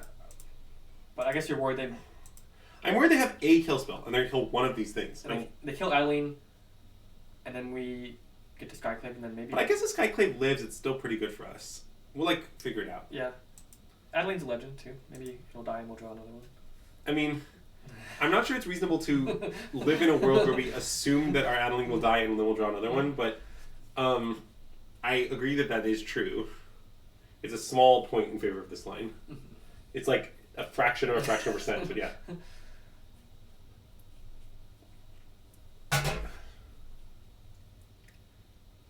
I don't like what's happening here because it seems that our opponent might have more cards in hand that do anything. Yeah. Okay, that's a sign of weakness. I like that. Yeah, the post-combat blood. Very strange. Yeah, I don't understand why it was post-combat. Oh, nice. Okay, so I mean, we just attack for 2 and play this. Yeah, sounds great. I mean, now we're kind of in it. I mean, we need to not get invoked spirit or whatever, but we need to not get skyboated. I mean, there's lots of things that beat us, but, you know, whatever. Skyboat, we can maybe beat. Because we, no, I guess we can't. We may be skyboat in like 3 turns. We can't like beat a skyboat in a timely manner. Yeah. Yeah, I forgot they have all those man lands. They can just like always activate it forever. Yes, it's gonna get crude eternally. Powered kill. Oh, we. Okay. I mean, we're kind of setting up a scenario where the Skyclave might live, which I do like. Mm-hmm. Like next turn, assuming we don't draw a spell, we'll obviously just like Skyclave this and then we'll have some stuff. I don't know. Yeah, their beatdowns are pretty fast. I'm scared of the various beatdowns. Well, we have a good answer to that at least. Yeah, we're going to 6, which I don't love. But, I mean, definitely, that's where we're at. That's a good draw. Like, here's my question for you. Do we chump? We're going to get another guy in a turn. That's true. Oh, so you want to attack and then jump with that guy? Yeah. And that they kill the guy, and then we take 4, it's okay? Yeah. Because I don't think the 1 damage is actually that important, is it? But, Oh, because everything's going to be doing even damages? yeah, I guess this does a lot of damage. Eventually? I guess maybe this could make okay, I guess it's not really true. Well, this doesn't get pumped. Right, but like, this makes the token, so like this will flip and this will pump the tokens, so actually I'll be 3, so they will be doing a lot of damage. And, I don't know, like, are we really that worried about them, like, killing our 1/1 human? Like, are they going to kill our Skyclave? Yeah, probably. Yeah. I mean, being a 2 is just very scary because you die to Stump or Shieldred, but... I think we are just planning to chump. Yes. Oh no, we're definitely chumping with the human. Yeah. So I was worried about them killing the human and then like killing us, but then like they need 2 specific cards. Like we probably are not in a good position to play around that, anything like that. Yeah, but I think we're definitely... Oh, chumping has got to be right. Yeah. Because like the thing is, next turn this won't be that much of a problem. Like it'll rapidly become okay between the Wedding Announcement flipping and the Thoughtless Lieutenant and like all this. Yeah. And also their hand is 2 lands, so there's that too. Oh, that's a huge upside. Uh-oh. No. Uh-oh. I don't like that. I guess it's not that bad. Yeah. It's just a 3/3. But we probably should draw a 1-drop here, is what we should do. Then we'll be pretty much okay. Oh boy. Oh, they need 2 spells. That's unlucky. Adeline. Let's see. 2 is that good? So that'll be an X5. I think playing Adeline as a blocker is excellent. Yeah, let's do it. Okay. And I mean, we're not attacking still. We're just playing, we're just blocking Adeline. We're just hanging out. Yep. I mean, we're at 5, which isn't a lot of lives, but we should win a long game if we survive, basically, is my opinion. Because next turn... So, like, next turn is, like, really good for us, right, if we are alive. Because then the Adeline, like, forces a double block, like, we can make a big attack, it pumps the Lieutenant again, like... Yeah, we're going to start getting pretty big. Okay. Oh. Stomp. That's beatable. Yeah, it's good, it's beatable. I mean, do they have an attack here is the question. I don't know if they do. I don't think they do. I guess not. Like, well, maybe they do actually. Well, they didn't. Okay. Well, the problem is I think we might be able to block 2 things and swing back for lethal, maybe. But yeah, I don't know. They at least have to worry about stuff like that. Okay, so let's play Thoughtless Lieutenant. Yeah. I mean, no shot. I don't play this. Yeah. Oh, this is complicated. Well, I think so. Adeline can only be killed by 2 of their things, and it makes a token that is a 2/2, which is Kazim, I guess. Yeah. But it pumps this. Yeah, and I feel like we probably can't attack with the 3/3. I don't think so. Yeah, I think just Adeline's. Yeah, just Adeline. I mean, I guess okay. So because wait, I guess we can think about what happens if we attack like this. They probably put Blood Tithe Harvester on the 3/3, and then they eat the token and they double block Adeline. So basically, I mean that's fine. But I guess I'm worried about maybe they can take it and we die. Right. The problem is I think if we make this attack, they can trade for the token, eat the other token, and take 7, right? Or take from the Thalia. Yeah, take 7. Then they have 3 guys still. They untap. They alpha. We go to 4. Yeah, it's really bad for us. Okay. Yeah, it's better. And yeah, this trades for 2 things and pumps our. We can't be sad about that. And make sure to play a land post combat. Yeah, I will. Okay. I just want them to have to live in fear of the brave, you know? Ooh, interesting. So they didn't double lock it. I mean, I think that means they're trying to just top deck kill spell for like Adeline, and then we just like are losing. Is I think what's happening, which isn't unreasonable, but I think we should obviously attack if that's the case. Yeah, we just dealt damage. I like damage. Like we're not like dead on board. If they animate the dead in alpha, we don't die. So yeah, like it's a lot of damage. Don't get me wrong, but we aren't dead. I'm scared. I mean, it's a very scary situation that we're in right now. Like, we're extremely low on life. We could definitely lose to like a bunch of stuff, but I think if they have nothing, we are winning. Mm-hmm. And like, yeah. Oh wow! I didn't realize how far behind we're on time. We've been really tanking. This is a Max McVety stream. Yeah. Do we not die to Trespass Trigger if they alpha with Den? Wait, do we? We have 4 blockers. No, we block all of the 3 power guys, right? Yeah, we just our Skyclave would have to die, but that's fine. Oh no, wait. Oh no, we take one from this token. Oh wait, were we dead on board? We have 4 blockers. Oh yeah, we were dead. Well, wait. Chat is right. You were just dead. Yeah. Well, we're not. All right. Well, I like not being dead. Okay. Well, there's no way it's wrong to play that. Agreed. So I'm gonna play it. In fact, it may be right to play it. Maybe. Hard to say. But yeah, things are still quite bad for us. Well, we can force a lot of blocks now. That's what we have to do, right? Like we can attack. Like what happens if we swing out? I mean, they have to block with 4 things, right? Oh, but then we still Then we still die. I think attacking doesn't actually change anything. In like a way, like it doesn't like it just turns an attacker into a. Okay, that's true, but what do you want to do about it? We could just attack with Adeline and Thales Lieutenant. Sure, putting the counter on Thales Lieutenant, so it's a 6/6. Yeah. Okay, that makes sense to me. Because then they have to chump. Yeah, I mean, we have to assume they're gonna fuck up again. Yeah, we're still just dead. But I think this is good. Yeah, like, I don't. Is there any way like, does attacking like somehow force them to block with Trespasser? I don't think so. No. Okay, then sure. I mean, like, yeah, I think we do still lose to our opponent attacking us. Attacking us, yes. But this is the best we can do, right? Because I guess if we attack more, they have to trade more things. Wait, if we attack with 4 things, but they can trade 4 things, keep Trespasser, and then Trespasser didn't kill us. So, yeah, that doesn't help. Okay, so this 3/3. I guess might as well attack, might as well not attack. I don't know. Well, they can just take it. It's not lethal. Oh wait, never mind. So we might as well not. Yeah, we have to put the counter on if we want to attack with it. Yeah. Yeah.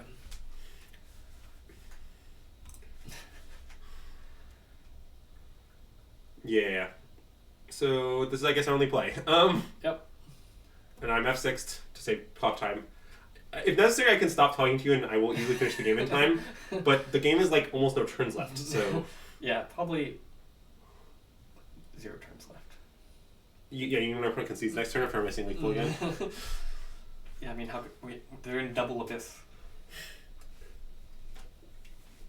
I was hoping we'd bait double blocks, but it seems like they're just not doing that. The stream is definitely lower on nonsense than usual and maybe overwhelmed with minutia, but it is. Chad, this is a high strategy stream, you know? Yeah.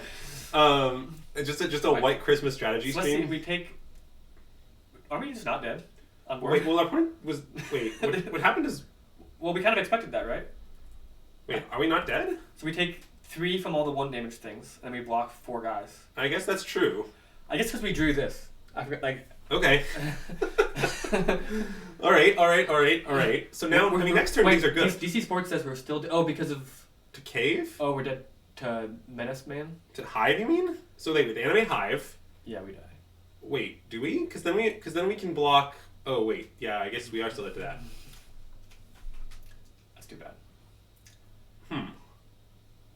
Did we punt? No, I don't think so. No, our attack was just like free.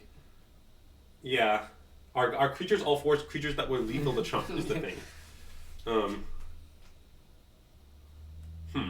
Well, I guess we lost. That's unfortunate. Man, I really thought our opponent was not going to see it again, to be honest. Yeah.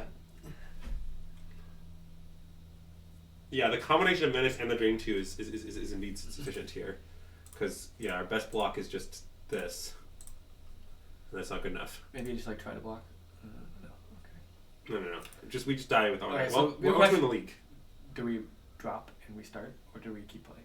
Do we drop and restart? Doesn't sound like... I always O2 drop, but I never 1-2 drop. Wow, you always O2 drop? Alright, Max, we'll drop from the league and rejoin it. Okay. just for you, Max. Yeah, but... Thank you. I want a higher quality. I'm not guaranteeing that we will complete this new league. Oh yeah, agreed. I think we both have something going on later tonight. Yeah, I think we will. I think we typically stream 5 matches, so we can drop at 0-2 and then play 3 more. Yeah, so we'll just go 0-2 again and then drop, and then we'll go. That's the plan. Oh my god. I mean, I don't know. I've always thought Red Black is a close matchup. Like, I think our draws were not particularly inspiring, and we lost a close match. I mean, I don't know. Yeah, like that last game really came down to a few life points. Like, I don't know. If we'd been at 6 life the whole time. You mean that we took 2 from Shieldred? Oh fuck. Dun, dun, dun. Yeah. Did I punt? I guess. It definitely mattered. It didn't seem like it mattered at the time. I'm an idiot. Sorry. Yeah, I don't know. I was just thinking that we might not want to do that, but maybe that's like an insane thing to think. Mm-hmm. Like, I was thinking that we might legitimately want a Skyclave or something depending on what we drew, but maybe that's just never true. Yeah. Like, if we drawn Skyclave, do you think we would have cast it instead? I guess I was basically claiming that we would. Maybe I should not have been claiming that. Oh, like. But I don't know. That might just be complete fiction. I might just like hard punt it. I'm very open to that. Okay, so we have to keep this. It's not very good. We're on the draw. Yeah. But like, what are we gonna do? Mulligan? That'd be ridiculous. I keep all hands. Yeah, exactly. Yeah. If you're thinking about keeping, I'm definitely keeping. I punted when I registered white. Let's calm down there. Are you aware that I can't make the joke about White Christmas if I play not white? Did you consider that? Have you considered that I don't know how to play any other decks? Have you considered that my special guest has a range of like 3 decks? Yeah. And so I was just forced. It was this or Modern Burn. Yeah, Max did threaten to make me stream Modern Burn with 4 Ragavan. And I talked him down into mono white. So, you know. Mm-hmm. Oh, this is the... like a combo deck, It's right? Grinning Ignis combo. But, I mean, whatever. We just play Thali and pass. I mean... We don't have any plays. Yeah. I played against this deck a couple times. How would you say, up against a world championship competitor, who is this person? I don't know what that means, but I don't know who this person is. Championship. Small worlds or big worlds? Julian. Wait, Julian Wellman? This is Julian Wellman? Wow. His name is Loy Poyle? This deck is weirdly good at racing mono white. Alright. I don't know, man. I played it. Mm-mm. Oh, for some reason I thought we had a Thali's Lieutenant, but we don't. We don't. I would keep the hand again. Oh yeah, I would definitely. I thought a Brutal Cathar was one. I wish it was. We have many ways to kill things as long as we draw. I mean, I think if we draw a 3rd lane, we're just like gonna be okay, to be honest. Cathar is busted though. Ooh. Yeah, Cathar on their guy seems. We just take 3, right? Yeah. Yeah. Okay, because like we could in theory double walk, but it seems pretty insane to do so. What does this mean? Well, that's just a standard card they play. I see. It's a combo piece. Ooh, we needed that. Okay, so we want this thing to not be in play. Whenever you can. Oh yeah, that seems really good. Do we want to Skyclave it? I think we want to Skyclave it. Because that one seems very spooky. It can't come back. Yeah. I want it to not come back. And then we just bash him. Yeah. Tying up the Lightsoul's at an impressive 16-16. Unless they want to block, but I don't think they're going to. Yes, so basically to go off, this deck needs like 2... It often needs like 2 pieces, sort of. Like, it's kind of a 3 to 4 card combo a lot of the time. It's like that elemental thing that like you can pay 3 to like bring it back to your hand, right? Yes, yeah. Yes. That thing, and then... They hit 3 Grinning Ignises and 1 Inspiring Vantage. Okay. So that doesn't get them anywhere this turn, because there's no way to cast a Grinning Ignises even if they play a land. Unless they... Because I don't think they have any like zeros or anything weird like that. So we can answer the other thing. Right, we can cancel Bergie, and then like they aren't actually going anywhere. Is the Land. Oh, land is good too. We can defend our boys. Well, we have Thalias, that isn't true. We cannot defend anything. I don't know why you called land and we actually didn't want to draw land, but it's fine. We could suicide Thalia. No, okay. Let's just play this. That sounds wise. I mean, what's going to happen next turn is our opponent's going to kind of go off with Shred Out of the Skulls, but like there's nothing we can do about it, so... Yeah. Hopefully they... Monuments plus Ignis is lethal here if those are the exact 2 cards in hand. I believe you. Yeah, because I guess infinite counters is the thing. So like if they can cast Ignis at net mana neutral. So they But need- wait, that's not true. There's a colored mana issue. Monument Ignis, you don't make enough colored mana to keep looping. Is the issue, right? And I think they need a land Wait, well, because of Thalia makes Monument cost 1 more. yes. I think the claim that was just made is just not even a little true. But or maybe that comment was made at a different point. I'm not sure. Oh, when the brewery was still playing. Sure. Gotcha. Yeah. Yeah, that makes sense. Okay, I'm with you. I guess I shouldn't technically F6 because they could kill Thalia and then we could breathe. But that just seems quite unlikely. I believe in your reaction time. Until F6. Yeah. I can never remember if it's F3 or 5, so I just mash both at the same time every time something like that happens. So, if this person is Julian Wellman, which I can't confirm that is, the fact that Chad needs to know is that Julian Wellman is from Michigan. Oh, I didn't know that. He was very good at chess. We meet at the Michigan chess community. Oh, nice. Basically, for many years, he was like many years younger than me and approximately as good as I was. Nice. So that's like how we know each other. But Did he play like local Magic at all? I believe he did not start playing Magic till later. Yeah, it seems. I feel like I've seen him talking about how he doesn't like paper Magic. Yeah, he hates paper Magic. Yeah. As far as I'm aware. But anyway, yeah. Look, I'm happy to just live in ignorance. I'll never know for sure if it's Julian or not. Be like, are you the Julian Wellman? Oh, do you want me to say that? What if it were Yeah, sure, whatever. Chat, I'm see, they can't actually see the chat, but maybe if you put D in cat, yeah. Cap is very important. Oh, they can't see. Okay. But I'm answering anyway. I don't care. That won't stop me. I'm only doing this because it's funny to me. That's the important part of doing things. Oh, that's not good. Sorry, I was pressing OK. Okay. So next turn they can keep the showdown keeps going off, right? Yeah. But we can't stop that, really. We can't like force any jumps that I'm aware of this turn. Who isn't doing the research on creating this now? Yeah, that's one of our better quotes. I also appreciate. Yeah, hey Greg, how's it going? I hope you're enjoying being an invisible, silent ghost behind me and Max. Oh, they hit us back with "Are you the Andrew Elliott?" I'm gonna hit them with I'm also arguably the Max McVety. Is that against TOS?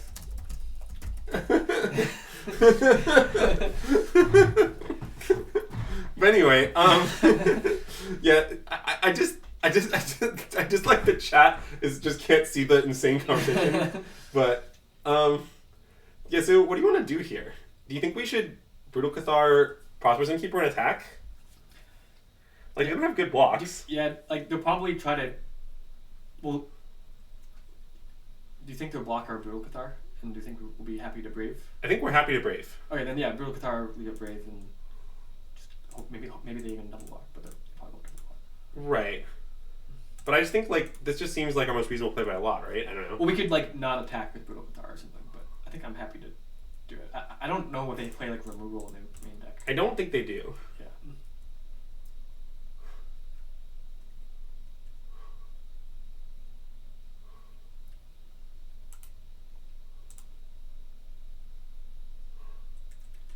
And maybe this, like, telegraphs our Brave, but I just, it seems fine. Yeah, we'll just use it.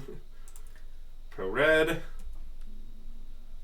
So now they're down to 1 Ignis, and they're at 6. And I guess next turn we can, like, use Shafet Dunes and go crazy. Yes. I mean, we could die this turn, but if we don't die this turn, I think we're going to win. Anyway, let me answer the candle sponsor, Greg. So I already talked about this a bit, but today we have this coconut vanilla Yankee candle for my mom, and it's butter, vanilla, cream, coconut, and musk, which my understanding is Elon Musk, owner of Twitter, is actually his scent is in the candle. So that's the candle we got. He has a very subtle musk. It's quite subtle, yeah. But the Elon Musk is not for everyone. Okay, so our opponent hit some stuff. I'm not sure if that stuff like beats us, because I guess they can now cast Defiler of Instinct, but it doesn't seem to go anywhere. Oh, because they can like ramp with the Ignis. Yeah. But I don't like. Oh, like wait. Okay, can they like go innkeeper? Oh god, I don't know. This is too confusing. I'll just see what happens. Yeah. The Elon Musk is not for everyone. I mean, that's just a very accurate statement. I don't know what you want. Yeah, that is quite accurate, actually. Okay, so wait, now they're casting Ignis. They can then bounce the Ignis, but then they can't keep going, right? They already put a land. I don't know where Julian goes from here. I really don't. But yeah, Chad, the fact that you should know is that Julie and I have never knew each other through Magic at all, but also I've known him many years. Fed dunes. Let's go. Like, this is just lethal, right? I don't understand. It's extra lethal. Okay. All right, so I think in this matchup we want stuff that kills stuff for the most part, right? Like, I think this is good. I think this is good, Deckstone, right? Yeah. I guess Portable Hole only kills elves, not the things that matter, so we probably don't want Portable Hole. But, like, do we want Brave? Brave is pretty fucking bad. Like, they must board in... Do they board in... I don't know what this deck actually looks like. I don't know what they board in. None of us know that. Is Destroy Evil good? It kills Showdown of the Skulls. They usually board in Rending Volleys. Okay. Do we want to... I mean, Destroy Evil also kills Defiler. Yeah, Destroy Evil doesn't seem horrendous. I mean, I sort of think even if they're boarding Rending Volleys, we still should just, like, cut this. Just, like, seems like our worst card. Yeah. And maybe that's inconsistent with boarding in, like, every creature that kills a thing, but Skyclave doesn't really matter that much. Like, yeah. We'd be more care about the abilities on the creatures, not their... Yes, that's true. So, you want to cut a 1-drop? What's our last cut, do you think? Thalia. Fourth Adeline? Was Thalia good? Well, it makes Showdown Skulls and Monument more expensive, but it does nothing else. But, like, those two cards are pretty good. Maybe they're boarding out Showdowns, though. Maybe we can cut, like, 1 Thalia. Yeah, I think 3 Thalia. This might be a 3 Thalia matchup. It's pretty reasonable. Mm-hmm. Did we see my dogs? Is that what happened? You can attempt... We could attempt... So, Scipio was on stream yesterday. Yeah. We can see if Attila will special guest. Here, grab that Attila. Hey. Attila will not come when you call him, I'll warn you. He's very stubborn. You can hear my dog but not see my dog? Okay, well now you can see my dog. Chad, this is Attila. He's very small. He has been accused by Greg of being a rat. You should know. He's not a rat. He's a cute little boy. Alright.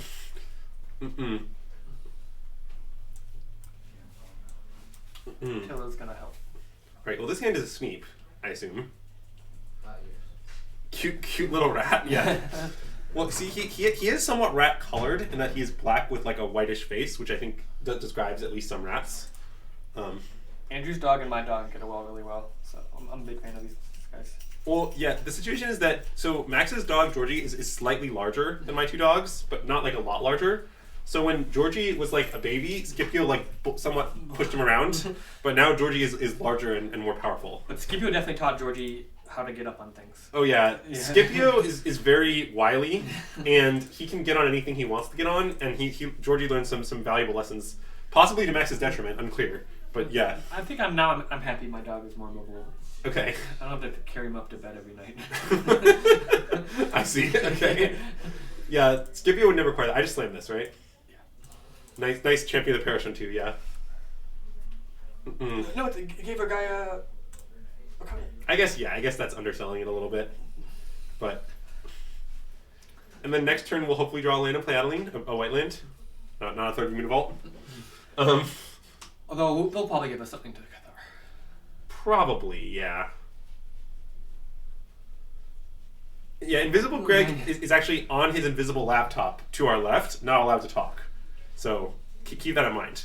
Should I do my Greg tier list? Yeah, you can do your Greg tier list. Okay. So Visible Greg is like is number 1. Mm-hmm. And then like close after that is Greg Orange. Greg Orange, yep, okay, sounds good. I haven't really thought about in between, but I know at the very bottom is Invisible Greg. Not a big fan of him. Wow, Invisible Greg, he's saying you're his least favorite Greg. Out of you, Visible Greg and Greg Orange. I can't really think of any other Gregs. Is Greg Hatch a Magic player? There's a Magic player named Greg Hatch. He's in the middle. He's in the middle. Gotcha. Good. Good to know. You also check the Greg list. Oh. I see. I don't know about any of those Gregs. Did you know that one of the Gregs on the list is G.R.E. Lax, who as far as I know has never watched our stream, which I do like. It's a very elegant solution. Okay, we probably need to kill this very badly. Let's do it. So I think we should just kill it. Yeah. Also, we didn't draw a plane, so we have no other play. As a follow-up to that. It was a perfect turn. I mean, sort of.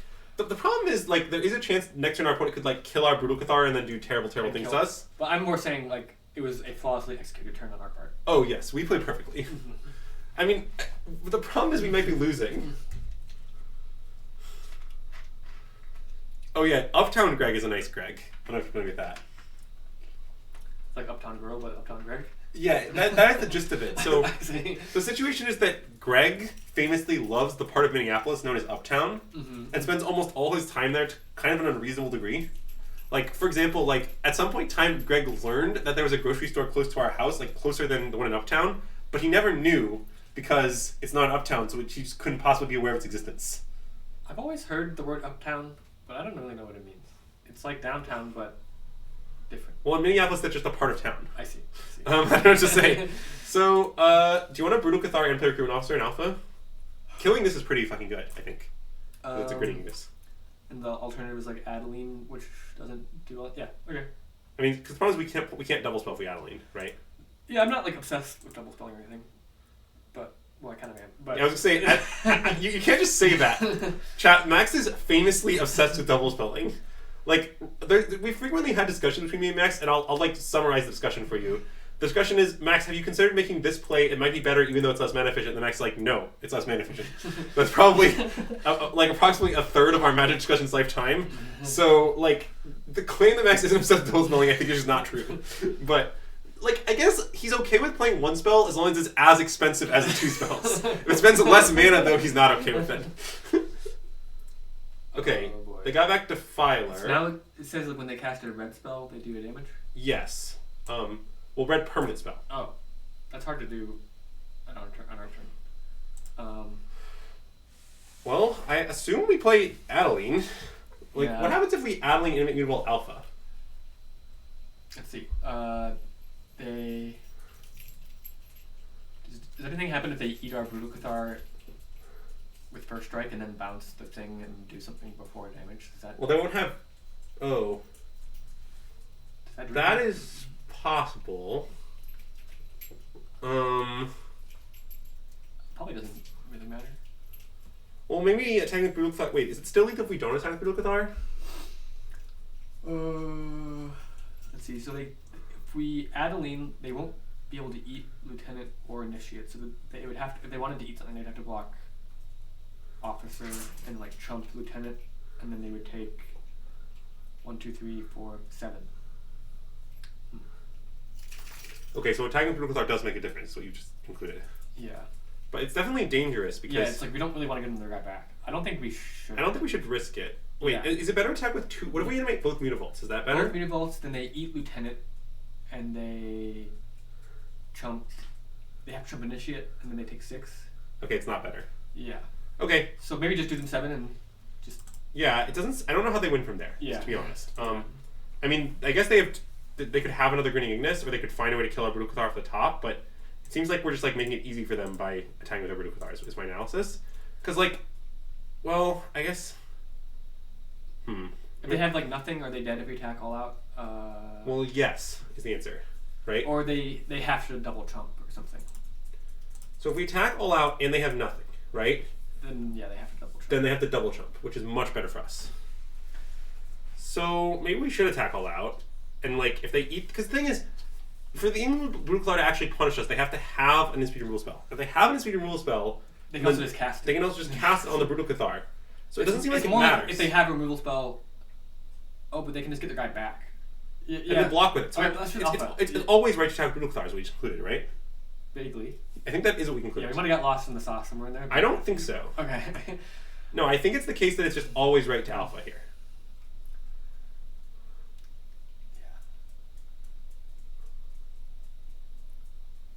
Oh wait, shit. Did we forget this game's 1 life when they...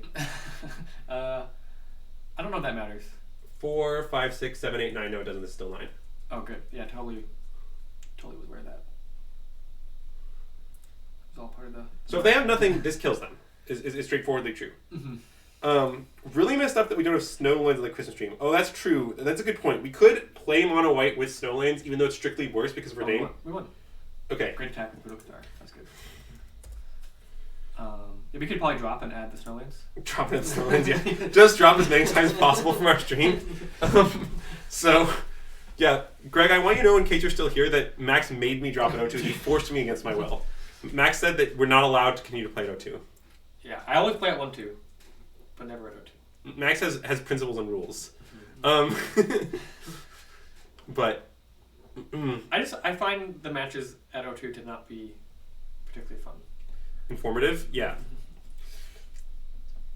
Well, I think maybe Ghost Greg has to go do some ghost things. You know, he doesn't just like live to be on our stream. You know, he's a busy ghost. Oh, there he is. But Yeah. how did you lose? That's a good question. Personally, I blame society. I blame Greasefang.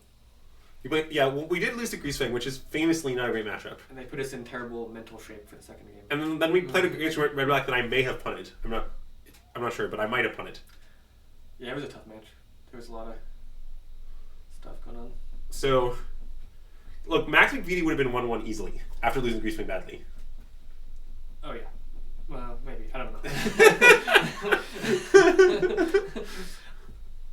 No, especially right now, I'm a little rusty. You're rusty, Max? Yeah, I tried really hard for the RC, but I don't really know what my next tournament is, so it's kind of hard to practice. I've been like vaguely like dabbling in modern and standard just for some fun. Yeah, I mean, you're not. Your next tournament might be the RC or something.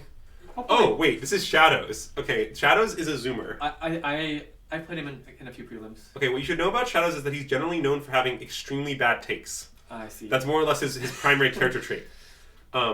So I would say that he is probably not my favorite zoomer. Is the statement I would make. Well, I don't have a full zoomer tier list ready for you, but he's not my favorite. He's at least not number one. All right, this seems like a keep. Down. It would be pretty insane to mulligan, I think. I assume we lead on this. It's like kind of unknowable. Maybe leading Kithingon is better. Yeah, I don't know. I haven't had Kitty in my deck in a while. I think Officer. Okay, I think Officer too. Yeah, because we might actually do this Kittian thing. Exactly. Basically, the question I think we're mainly asking is which of these two abilities are we more likely to activate this game? And I think in the end, the fact that this ability costs 3 makes it more likely to be activated than this one, even given that this one... Ooh, the mirror. Okay. There's a lot of minutia in the mirror. Well, I do like minutia. Maybe just play 2 guys, no attacks. Yeah, that seems very reasonable. I mean, flip... Okay, that's fine. Oh, should I have predicted this? Maybe, but I think it's probably fine. Okay, sorry. Yeah. No, you were right. I just screwed up. Well, yeah, we can just like activate Kithian. So it might be better in the long run that we did this. I would have considered it. Yeah, you wanted to make the same play, but tank much longer, is what Max is saying. Yeah. He would prefer. Because like now, I guess we can't Cathar, and we could have. Well, but what if we Brave? Oh, I did not consider that. I propose Alpha Brave. Okay, here we go. Uh-huh. Do we want our Kithian to flip? I think we probably do. Might just get attacked and die. We just plus... No, we just wait. It's not going to get attacked and die, is it? It'll have 5 loyalty.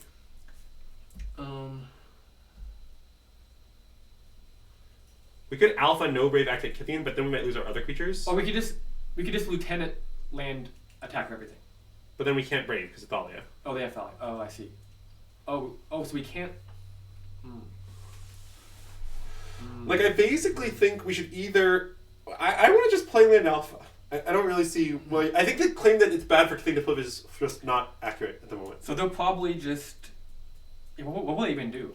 I guess they can block... They'll probably like block Bodyguard. Okay, but that's fine. Yeah. I mean, then we can even not Brave if we want to. I don't know. Okay, then... So I want to play the land first, though, right? Yeah, definitely land first, yeah. Mm-mm.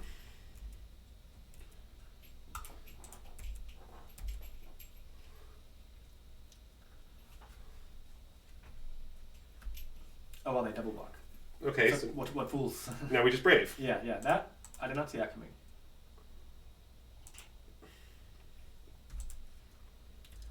Okay, so now they lose everything. And we have everything. Yep. Don't worry, it was a Shadows take right there, yeah. Yeah. Okay, so I'm gonna +2, right? Mm-hmm. Yeah, see, Shadows doesn't understand that he's playing the mono white mirror against possibly the strongest mono white player alive, and also me. So consider that. Well, you definitely won the most money playing mono white between the two of us. Yeah, definitely. That is definitely true. Okay, he's officering. He's taking our officer. Sure, it's fine, right? Yeah, we're not gonna sack our bodyguard. Yeah. Now we can make this attack. Oh boy.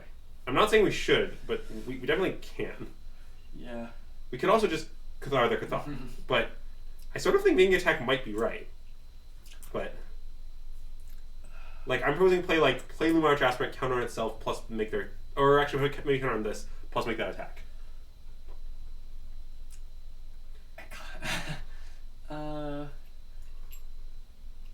I kind of like just dealing them 6. You want to just animate and play Thales Lieutenant, or animate and play Aspirant? Oh yeah, we could animate. Let's play. This is a human, right? That's a human. Yeah. We can. I like Aspirant, I guess. I think so too. Yeah. Let this cook a little bit. Yeah. And then where am I putting counter on this, presumably? Yeah, yeah. Because if he trades, then we're in good shape. Yeah. And if they don't trade, then they take 7. Right. I do like the fact that they take 7. And see, chat, what you have to understand here is IRL, this would be very confusing because our Gideon would have 2 different types of counters on it, and you'd be very confused which one was which. Like, Julian Wellman would probably be very upset with the situation. But on Moto, it's very clear. So, there's no problem. Yeah, Moto is life. Would you say that it's also love?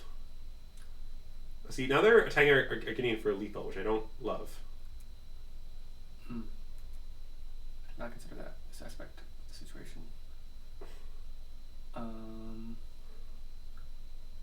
Could chump? I mean, I think we maybe should. Because then we're attacking for... We can attack them back for 9. Or no, wait. Yeah, 9 is right. I kind of like the jump. Yeah, me too. Yeah. I wonder if we should attack with this, but maybe that's too conservative. I don't know. Because they had to spend mana to do this. Well, they had to spend mana, and they had to have a way to put a counter on their guys, basically. Neither of which are guaranteed, but I don't know. Well, it's like they did this, and they're still kind of getting I mean, do you want me to just Cathar their Cathar at this point? Yeah, at this point, that's probably right. That's what I think. Yeah, now that their Cathar is even kind of weak. Yes. And then I just fire off the Gideon. Yeah, if they attack it, they're just going to be dying. Yes. Now we're now we're in the weird spot of where we kind of actively want them to attack it. Yeah. Gideon's coveted provoke without using the plus ability. Yeah. Yeah. It's also important to remember that the chosen card is not this recruitment officer. just for the purposes of chat, but yeah, that's one thing that is maybe more clear in paper sometimes. That is true. Adeline. Okay. I mean, Adeline is good. Oh wow, that's good. All right, so now we just. Well, wait. I think we want to start provoking things now. Oh no! Wait. Gideon can attack. It forces a chump. Yeah, it forces a chump, and we can get 2 people to 5 power. We can get bodyguard to 5 power as well. Yes. So probably attack with those 2. That sounds very good. Yeah. Okay. So we animate this. We play Luminarch Aspirant. We play Thales Lieutenant.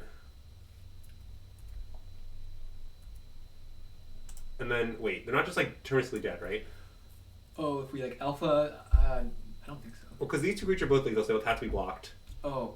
We basically, the thing is, we could here's the thing. Let's say we put the counter on the recruitment officer, right? Then we alpha, they have to block everything, and the brutal Thar gets through. That's what happens. And they eat the officer, and then they go chump. Yes. But we could also just force 2 chumps. Or force 2 chumps. I guess forcing 2 chumps is maybe better. Yeah, we do 3 less damage, but we keep... Right, we just keep creatures. Yeah.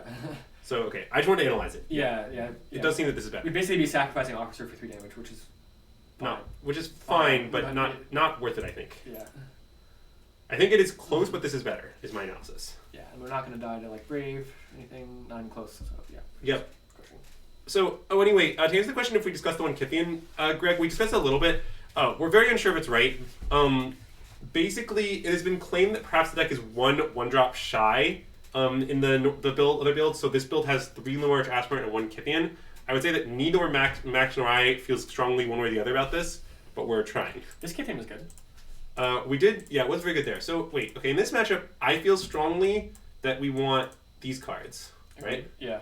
And Deckstone, I think, is good. Yeah, you're usually fighting over Cathars and stuff. So Right, and clearly all the Thalias go out.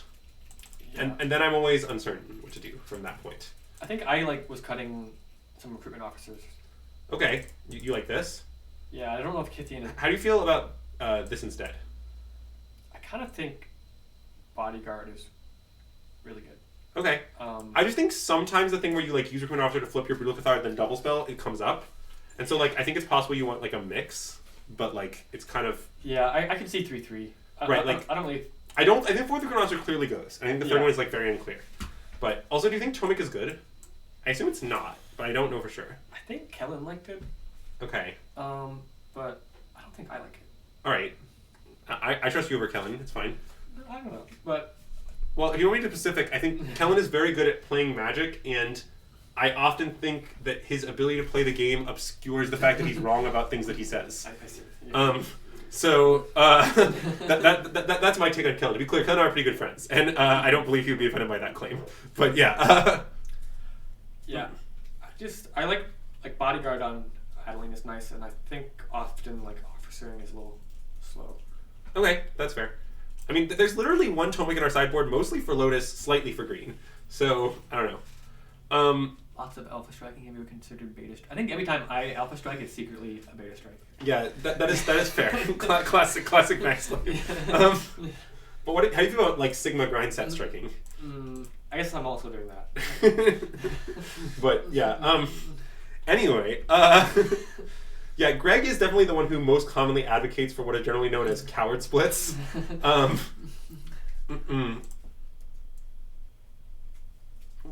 Yeah, Azax is the last defender of stock green here, so... Okay, well, I guess we will slam Lieutenant, because what else are we going to do? Yeah, do a little attacking, perhaps? I mean, it seems crazy not to attack since we can't... there's a decent possibility we cannot block. Yeah. So... Yeah, I've often heard this matchup being cited as a reason to like Lumarch Aspirant, but I've sort of found that, it's totally fine, but lots of things matter in the matchup. Ooh, they have set themselves up for failure in the future. Oh, this is going to be a big game, Chad, if you're wondering. And just our Initiate. Yeah. Could kill it, but that might be too slow. Yeah, I don't know exactly what we're doing right now, but... Well, Portable Holding Lieutenant, Lieutenant is very bold. I sort of think we should just play Adeline attack. Maybe that's wrong. It's very mana efficient. Yeah, I do like the mana efficiency there. I know how to convince Max how to play. I just propose it and I describe it as pretty mana efficient. Yeah, I guess that makes sense. The other play I think would be we could Skyclave one of the other things. Maybe we could Skyclave. I guess Skyclaving.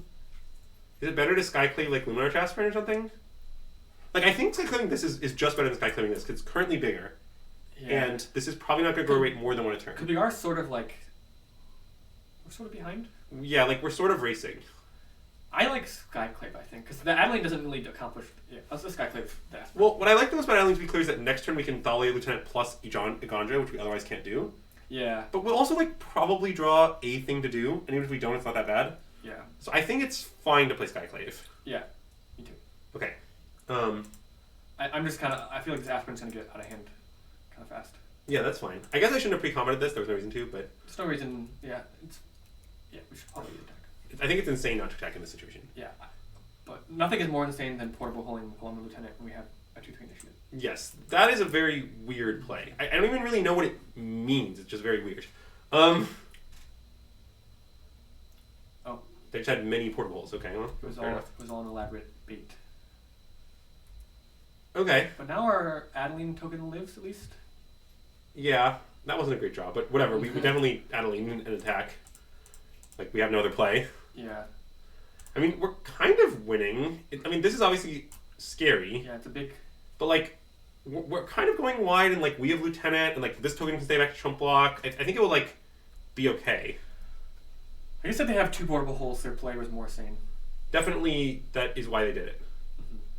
They're Catharing or Adeline. Presumably? I guess maybe they're not anything else? No, okay.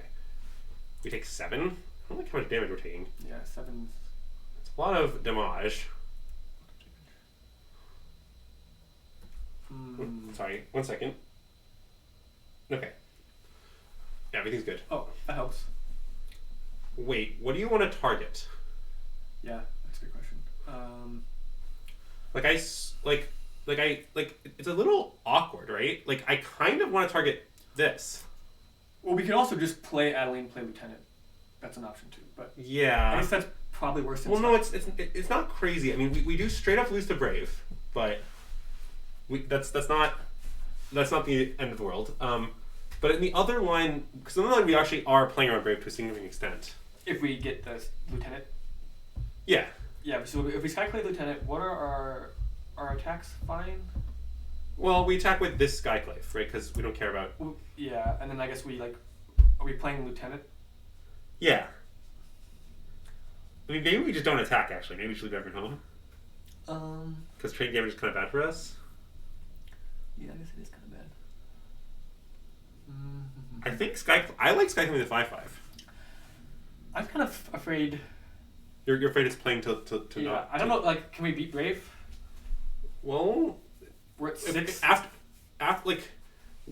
what do you propose their attacks be in that scenario? So we Skyclave that. I guess the problem is that we're little 2/2s. They just attack, we block, and they kill 2 things with Brave. Okay, never mind. It's pretty bad still. Well, I just if we Skyclave their Brutal Cathar and play Lieutenant, and they don't have Brave. I might actually prefer playing Adeline. No, wait. I want to play these 2 things. Adeline and let's play Adeline Lieutenant. Yes. Okay, Yeah. I'm with you. You're right. Basically, the conclusion I came to, I'm playing the Zordar, I think, but I can't count on Adeline. Wait, is that actually right? That's maybe wrong. We want to be able to. I want this to be a 3/3. A 3 versus 2 is a big difference. Yeah, let's make it 3/3. Okay. So basically, the reason I think this ends up being right is that if they have Brave and we Skyclave in the other line, the problem is they can just attack and we kind of have to block because we're electoral, and they'll just Brave and kill 2 things, and then we're like in huge trouble still. Anyway, so we should make some sort of attack. I guess this is probably not blocking. Should this also attack? This possibly should stay home to trump, actually. Yeah, I kind of like keeping that one back. So I think just this. And if they trade, that's fine. Yeah, we get it. Well, we actually. Oh, wait. Maybe just. This. Yeah. Okay, this actually is a little awkward, but it's fine. I guess just this. Yeah, sure. Did we screw up? I think they would trade if we attacked with Skyclave. Yeah, you're right. I didn't realize that we got nothing. Yeah, I didn't quite. I got lost in the sauce a little bit too there. Well, but I think what we did is correct, is the thing. Because I still think. Well, okay. Yeah. Well, I still think mostly towards against Brave, and we can't beat Brave. As long as all those statements hold, that I think we did is correct. Mm-hmm. And I do think all those statements hold. So, okay. I want to board exactly the same. Sweet. I don't change play draw at all in this matchup. I've seen some people board this card in. I think that is wrong, mostly because of Brave. I think Max agrees. Yeah. But in case Chad is wondering, yeah, this card is like, it's good in games that are not about Brave and that go very long, but it's not even like unbeatable. You're kind of asking a lot of specific things to happen. It's also a 3-drop. You have a lot of 3-drops. There's a lot of problems with it. Yeah, Initiate could just kill it right away. That is true too. I want to play first, obviously. Ooh. I assume I can't keep this. Yeah. It's not... on the draw, I might... But we're also at like 16 because of our Shabbat Dunes. Yeah, let's mulligan. Yeah. Wow. Okay, well, we're going to 5. Easy mulligan to 5.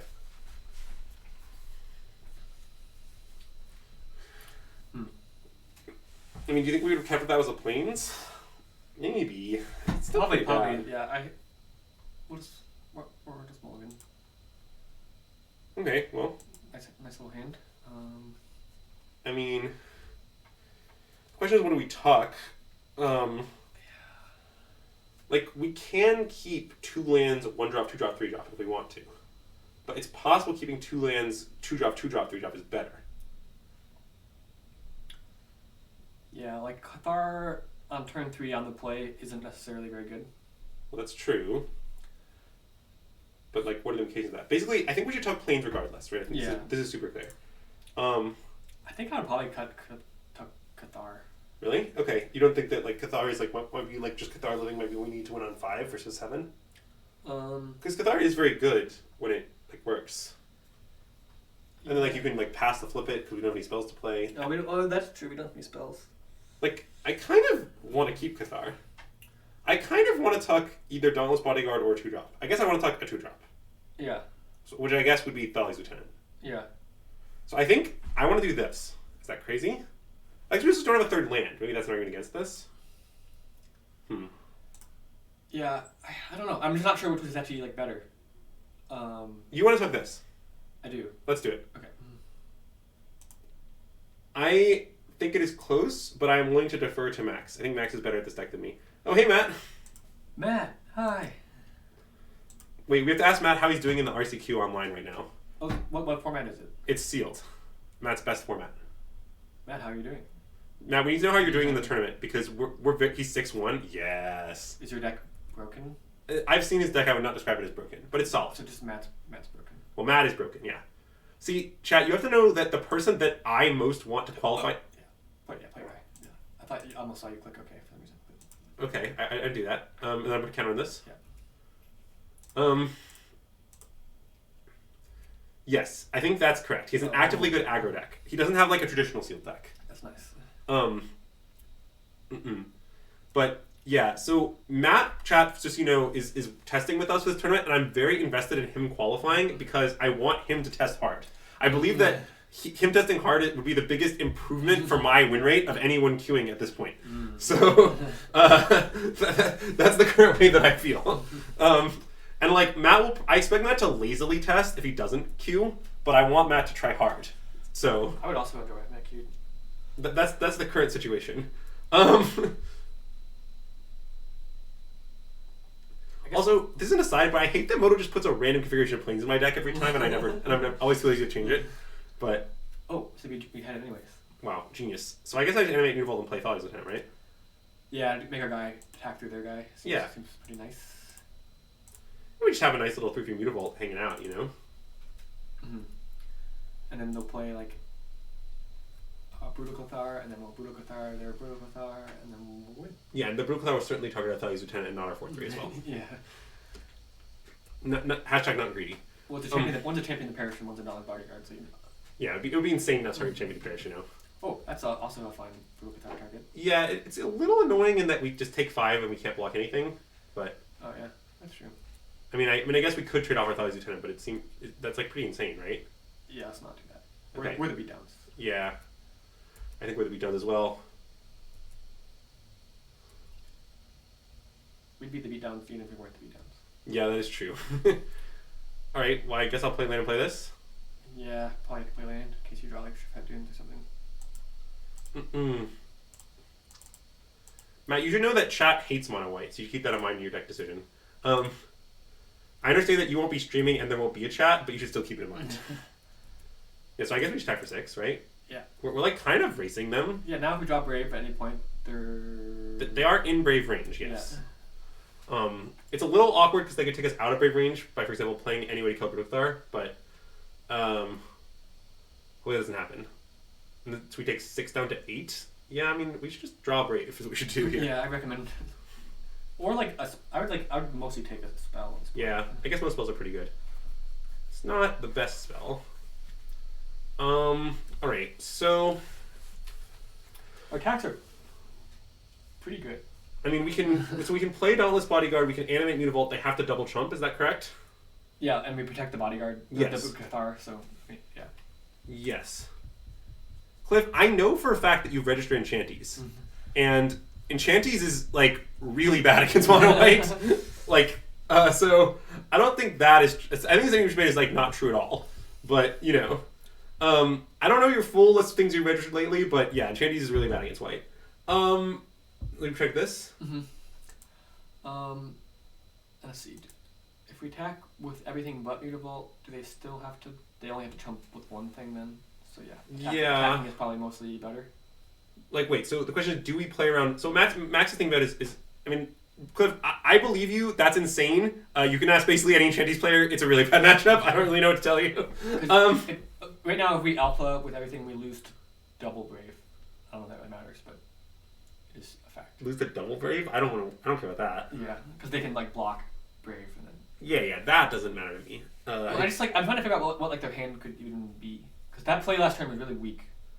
It was. So maybe do you think they have Brave? Yeah, but I think the way to beat Brave may be. Well, if we alpha, we kind of play around Brave, yeah. But if we attack with everything but Mutavault, we can hold back Mutavault to block, which is also sort of playing around Brave. Yeah, so if we hold back Mutavault to block, we alpha. They chump on the Thales Lieutenant around the 4/3, and they take 5, right? Mm-hmm. And a 2, they untap, and the Mutavault means the Brave is not even close to lethal. I guess because the problem is if we alpha, then we are dead to, for example, Brave plus Aspirant or Brave plus Thales Lieutenant, right? Yeah, like. Yeah. But they get to keep their Aspirant if we don't attack with Mutavault, and if like somehow the game goes on, that could get annoying. Yeah, I sort of think we should alpha. Maybe no. Oh my god, it's really close. This is a tough decision, chat. Sorry. Max, you're kind of off screen. Oh right yeah, now. the camera's a Lean little back. Yeah. Okay. But I don't know. I think they have Brave. Well, they definitely have. Yeah, I think they have it Brave. Okay, so if they have Brave, then I kind of think the attack. So then, what's wrong with the attack with just these 3 guys? Like nothing. Great, let's do it. They get to keep their Aspirant, but Sure, but aren't we still? They're at 2. yeah, okay, let's do it. Because then it just things are less scary then. Like, I don't know. Like, I think we're doing okay in that situation. Mm-hmm.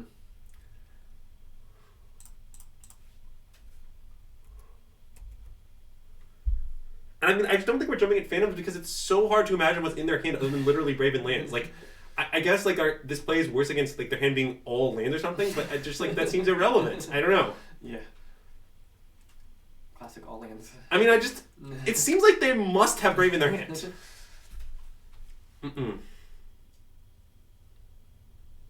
Yeah. We do have a lot of lethal attackers. I like that part about this. Yes. In fact, all of them. So like let's say they have Brave and they play a creature this turn. We aren't dead to that, you know? Yeah. Like, I think that's a very relevant aspect of what we just did. Yeah, and then we get to trade off with the bodyguard, with Mutavault. Yes. So it's not even like a.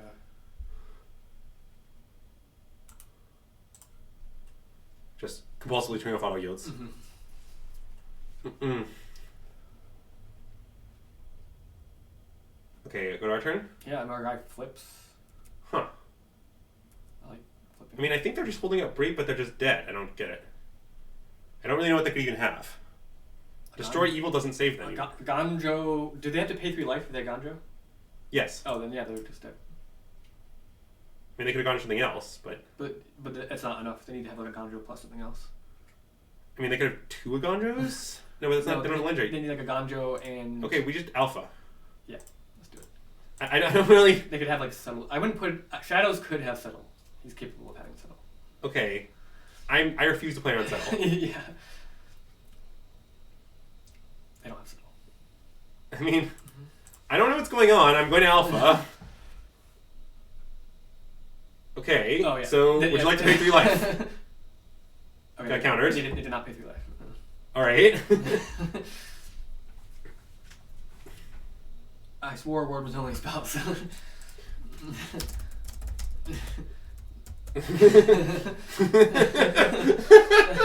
That was a classic Shadows moment if the chat was wondering. Alright, let's play our last match yeah, here. this is the last match. Yes, this is the last match of the stream. We did 0-2 into being perhaps 3-0. Perhaps 0. Perhaps we'll have gone a positive record on the stream with Mono White. Impressive to unnamed clips in the chat. We can just, before you upload YouTube, we'll just like crop out. Yeah, exactly. We'll scam it as far as possible. Although also, by the way, this won't be on YouTube because I'm not recording it and I don't know how to do that, really. The Switch not auto-download like the VODs? No, Greg does that. Can he edit the VOD? How would I say White is positioned for online? Honestly, I don't know what online looks like right now, is the short answer to my question. Mm-hmm. Odom on YouTube? I'm sorry. Greg will put it on YouTube. Yeah, cut the O2, Greg. Yeah, cut the O2 when you put on YouTube, just make us look as good and scummy as possible. Yeah, I think Mono White is positioned okay online. I mean, the answer is I just don't have a sense of how I don't have a sense of how online differs from IRL right now.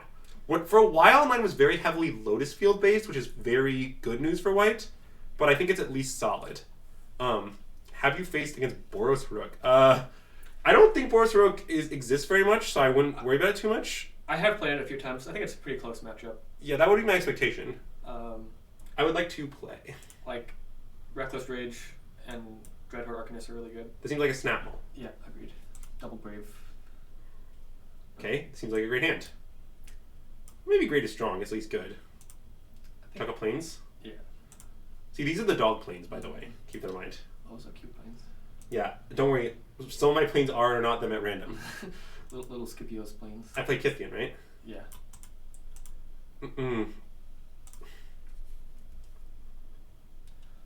But you're talking about it, so now they'll be confused. Well, that's the whole point, I think. Yeah, that is basically the whole point. Max confusion is the goal. Yeah, they'll see it on YouTube, in which in that video we say it won't be on YouTube, so it's really just an elegant solution. Okay, mono green. It's mono green, but they didn't play an elf, so we're doing okay. So I guess I just play Mutavault in Thales Lieutenant? Yeah, because then we can flip Kithian next turn and still play Bodyguard. Right. Yeah, sounds good. That was my line of reasoning. I mean, and to be clear, flipping Kithian against green is usually pretty good. I think it's one of the few matchups where it matters. I'm not sure why you're saying oh no, because mono white is good against green. Mono white is about so in the data from the RCs, mono white was about a 57.5% favorite against mono green. So it's not like an insane blowout, but white is definitely favored. Mm-hmm. That's what I would say about it. Anyway, let's animate this. Yeah. And let's play the Dauntless Bodyguard. Yeah, I guess we protect Lieutenant. Like, why not? Sure, yeah. I mean, that could matter in theory against the Ultra Troll at some point. Or Boat. 85-15 is, yeah, very, very technically accurate response.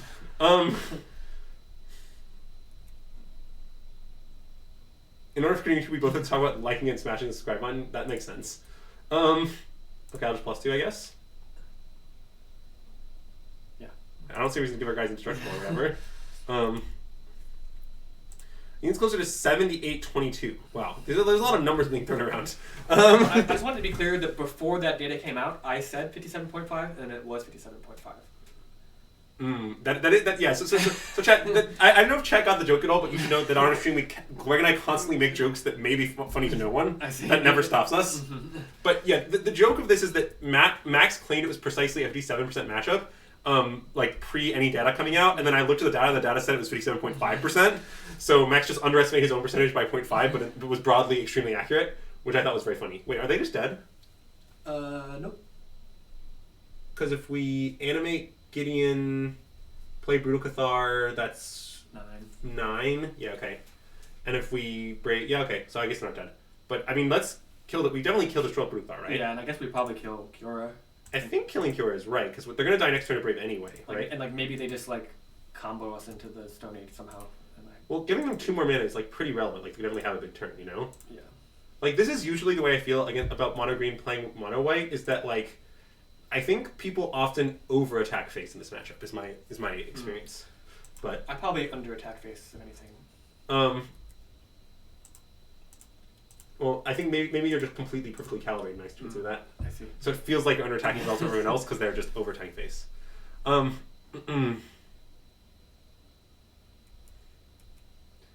you ever accidentally concede the game when going to auto heals? I can't say that I have. Also, there is a confirm box, so it doesn't like tase you. Look, the smooth catalog of Moda would never have such a bad interface as not having you confirm your conceding game. That'd be ridiculous. Yeah, you gotta be able to concede quickly because you just gotta get out of the situation. Wait, was Muta plus... Wait, what does Muta mean? Brave does not give Mutavault pro green. Yes. Yeah, that's what you're missing there. Okay, yes. Mutavault is not a white creature, so it does not gain protection from green. Anyway, so in this matchup, we want to board in the Skyclaves, the Tomic, the Deckstone. We're on the draw, so we want the portable holes. Mm-hmm. We like the portable holes only on the draw, just so chat's aware. Yeah, because on the play in the opening hand, it can be kind of awkward. Like if it, because we usually board out some 1-drops for a portable hole. So we cut the 3rd Thalia, the 3rd Adeline for sure, right? Mm-hmm. And then we cut a few 1-drops. It's like 2 recruitment officers, I think it is. Yeah. And 1 land, right? 1 Mutavault. I was cutting a Mutavault on the draw, yeah. Yeah, because that makes sense to me. I and then things have changed since I last played this deck now, because now we have more cards for green. So maybe I think we're gonna like shave an aspirin. Yeah, that sounds reasonable. But why is it 61 still? Because of Tomic. Okay, so what's the last cut? Maybe Aspirant? Another Thalia? I think I'd cut a Thalia. For some reason, because on the draw it's like a little less effective, I find, and but I don't know. I think we could cut a 1-drop too. I think I prefer the 1-drop to the third Thalia. I have been impressed by Thalia's matchup in general. Yeah, because we sort of have 13 ones on the draw. Yes, that's the point. These 10+3 portable. Yeah. So like our 1-drop count is constant. Yeah, I like this. Yeah. I mean, I don't know exactly what we'll do on the play, but we'll improvise. Yeah. I don't think cutting Thalia is crazy. Green can't kill it, so you don't want to draw 2. It's really simple. You just play 3. But maybe they meant like. Oh, if that means the second one, then I think that probably is crazy. Yeah. Well, that's why we're now here. This hand seems good. Yeah. It's not insane, but it's fine. I think it's about as having a portable hole in your opener on the draw is huge. It is huge. I mean, maybe they just won't play an elf though. Then who'll be the wiser then? But then they won't have an elf. That is true. As if we basically had a portable hole anyways. Okay, so I want to talk about Thalia a little bit on the draw. So everyone agrees Thalia is like brutally effective against green on the play. I don't think there's any debate. On the draw, the issue is definitely true that Thalia is worse because like you miss crucial breakpoints, like you don't stop Wolfwillow on 2, for example. But I have found overall it still annoys them a significant amount. Like it means that like often when they storm, they don't have 2 mana ups, they can't like keep going and have a really big turn. And I've also found often they need a really big turn to win the game. So I found it to still be more impactful than it looks. That's been my experience. Anyway, Aspirant is obviously the play. Yep. Okay, Thalia does make Karn very bad, but honestly, speaking as a person who's played more stock green than anyone should, Karn is not very good in this matchup. And when it is good, you have a lot of mana. Yes, like usually I don't think Thalia has a significant impact on Karn's goodness. But anyway, Dog Plains Lunarch? Full Art Plains. Full Art Plains Lunarch? Okay, tilt our opponent with our non-matching lands. Yeah. Makes sense. And then yeah, this is a tough choice. Yeah, this is now we get into the real minutia of the deck. So the question is, so chat, just be clear what we're thinking about. We're considering how to distribute our Lumarch Aspirant counters and how to attack. I sort of think hitting Kiora for 4 might be correct, but it's definitely it's like the easiest on the brain. Well, it could be. I think the main alternative is to distribute counters 1 and 1, attack Kiora for 3. Wait. I think that might be right, because then both our creatures will have at least 3 power next turn. Well, they will. They will have. We can just put the 2 counters on the other one next turn. Oh wait, that's true. So we're just kind of giving up a damage on Kiora if we do that. Well, that doesn't really make sense then. Yeah. Let's just do Kiora 4. That feels right to me. I mean, I think the only option is hit them for 4, I guess. Yeah, it seems like we probably can't just like ignore this. It is awkward that they play a blocker. We don't have like a great way to kill Kiora, other than like braving. Yeah, well, so like we could attack them, and then like if they play a blocker, like just like wait. First of all, we could outgrow it. Well, if it's so the blocker is. If they play Troll or Love Shook Beast, we could outgrow it. We can also 5/6 Cav. We can make a 6/6 and attack. Oh, that's true. So wait, so let's just maybe we should go for the face. So we put in the 16. Next turn we're gonna have. Because if the point is, if we next turn we just make a 6/6 like through any blocker, right? Attacking that to 10, and then we have lethal, right? Oh, and the Kiora will probably be a 6/6. Wait, I think we should attack face. Let's go face. Okay. Sorry, chat. I know some people in chat wanted to go face. Someone said go face. Yeah. Max and I were figuring it all out, but we have come to the same conclusion. Yeah, these spots like this are pretty tough. It's definitely not crazy to go face. I think these sort of decisions are very complicated in general. That is to say, like, when to go face versus when to attack Kiora specifically against green, I think is often incredibly complex. And speaking as a longtime green player, I think my opponents did the thing I wanted them to do in these scenarios, like, a substantial portion of the time. But obviously, sometimes that they might have made the right play, but because I know it was my hand. But ooh, well that's a good turn for us. Well, they could still be untapping a land and doing something. No, okay. Well, now what's happening now? I think is unacceptable. Yeah.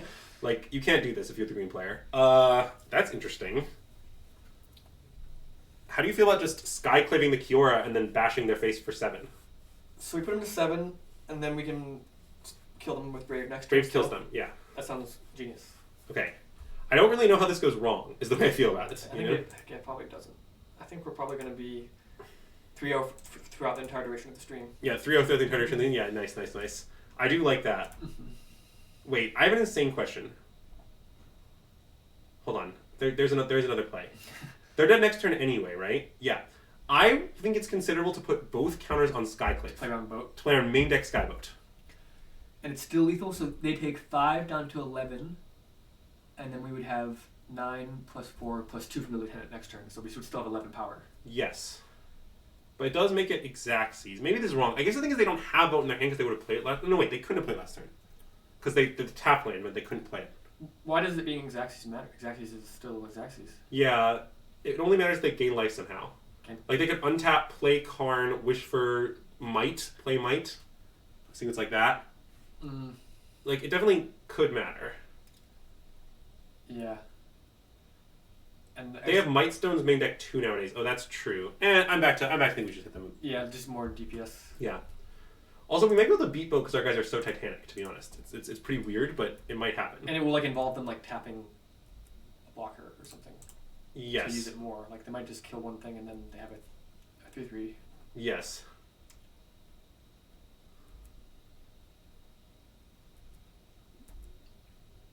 Okay, the statement they need Karn to get any removal is false. Chat. Okay, Acid Galaxy, that is not true.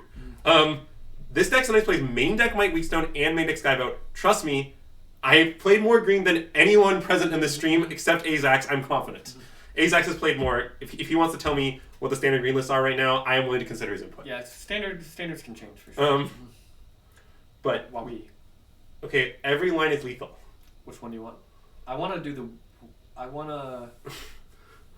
I want to leave up Brave to play around fictional slaughter packs and whatnot. I want to... Like, I want a Brutal Cathar and an Alpha. Okay, fine. Max is just like, that's no fun at all. We merely win the game immediately. I couldn't really think of any other weird way. Alright. Okay. We've won the match. Alright, so we finished the stream with a perfect 3-0. Certainly not losing 2 matches first. Yeah, ruthlessness is the correct reasoning. Yeah, I still think Mono White is a solid Pioneer deck. I'm not totally sure how likely I am to play or not play it at Energy Champs. I think it definitely has its strengths and weaknesses depending on the metagame, and a lot of it is going to be a prediction game involving what I expect other people to play or not play. But Mono White certainly has its place. I think it's very strong into a field of like featuring a lot of like Lotus and Enchanties. I think it's pretty weak into a field featuring a lot of like Gruul or Angels or some very other or Greasefang. And it really just depends on the precise details of the field. So, yeah, don't worry, Max. Greg, Max already assured the stream that 100% to play Mono White at Energy Champs. So, yeah, with great confidence and like in a very, very believable way. Yeah, and I'm also playing Bolt Benzu in the modern portion. That's correct. So, anyway, yeah, I think that about wraps up the stream. Any parting thoughts, Max? I don't know. It was fun streaming. We'd never streamed before. I was hoping one day you would be in town when we do this. So. Oh yeah. Someday perhaps Max will return as a special guest. I mean, he currently does have. He's currently tied for the second most guest hosts. Me and Jesse. No, Jesse's first. Oh, Freeze first. You're tied with Sam Eilenfeld for the second most. And then below you is MSJ, who is less than 1 hosts, but did appear for part of a stream. I saw that one. Yeah. So anyway, yeah, this stream will, I'm told, Sunday be on YouTube. So if you're watching on YouTube, I'm sorry for lying to you about being on YouTube. But anyway, I think that's about it. SystemMagic out.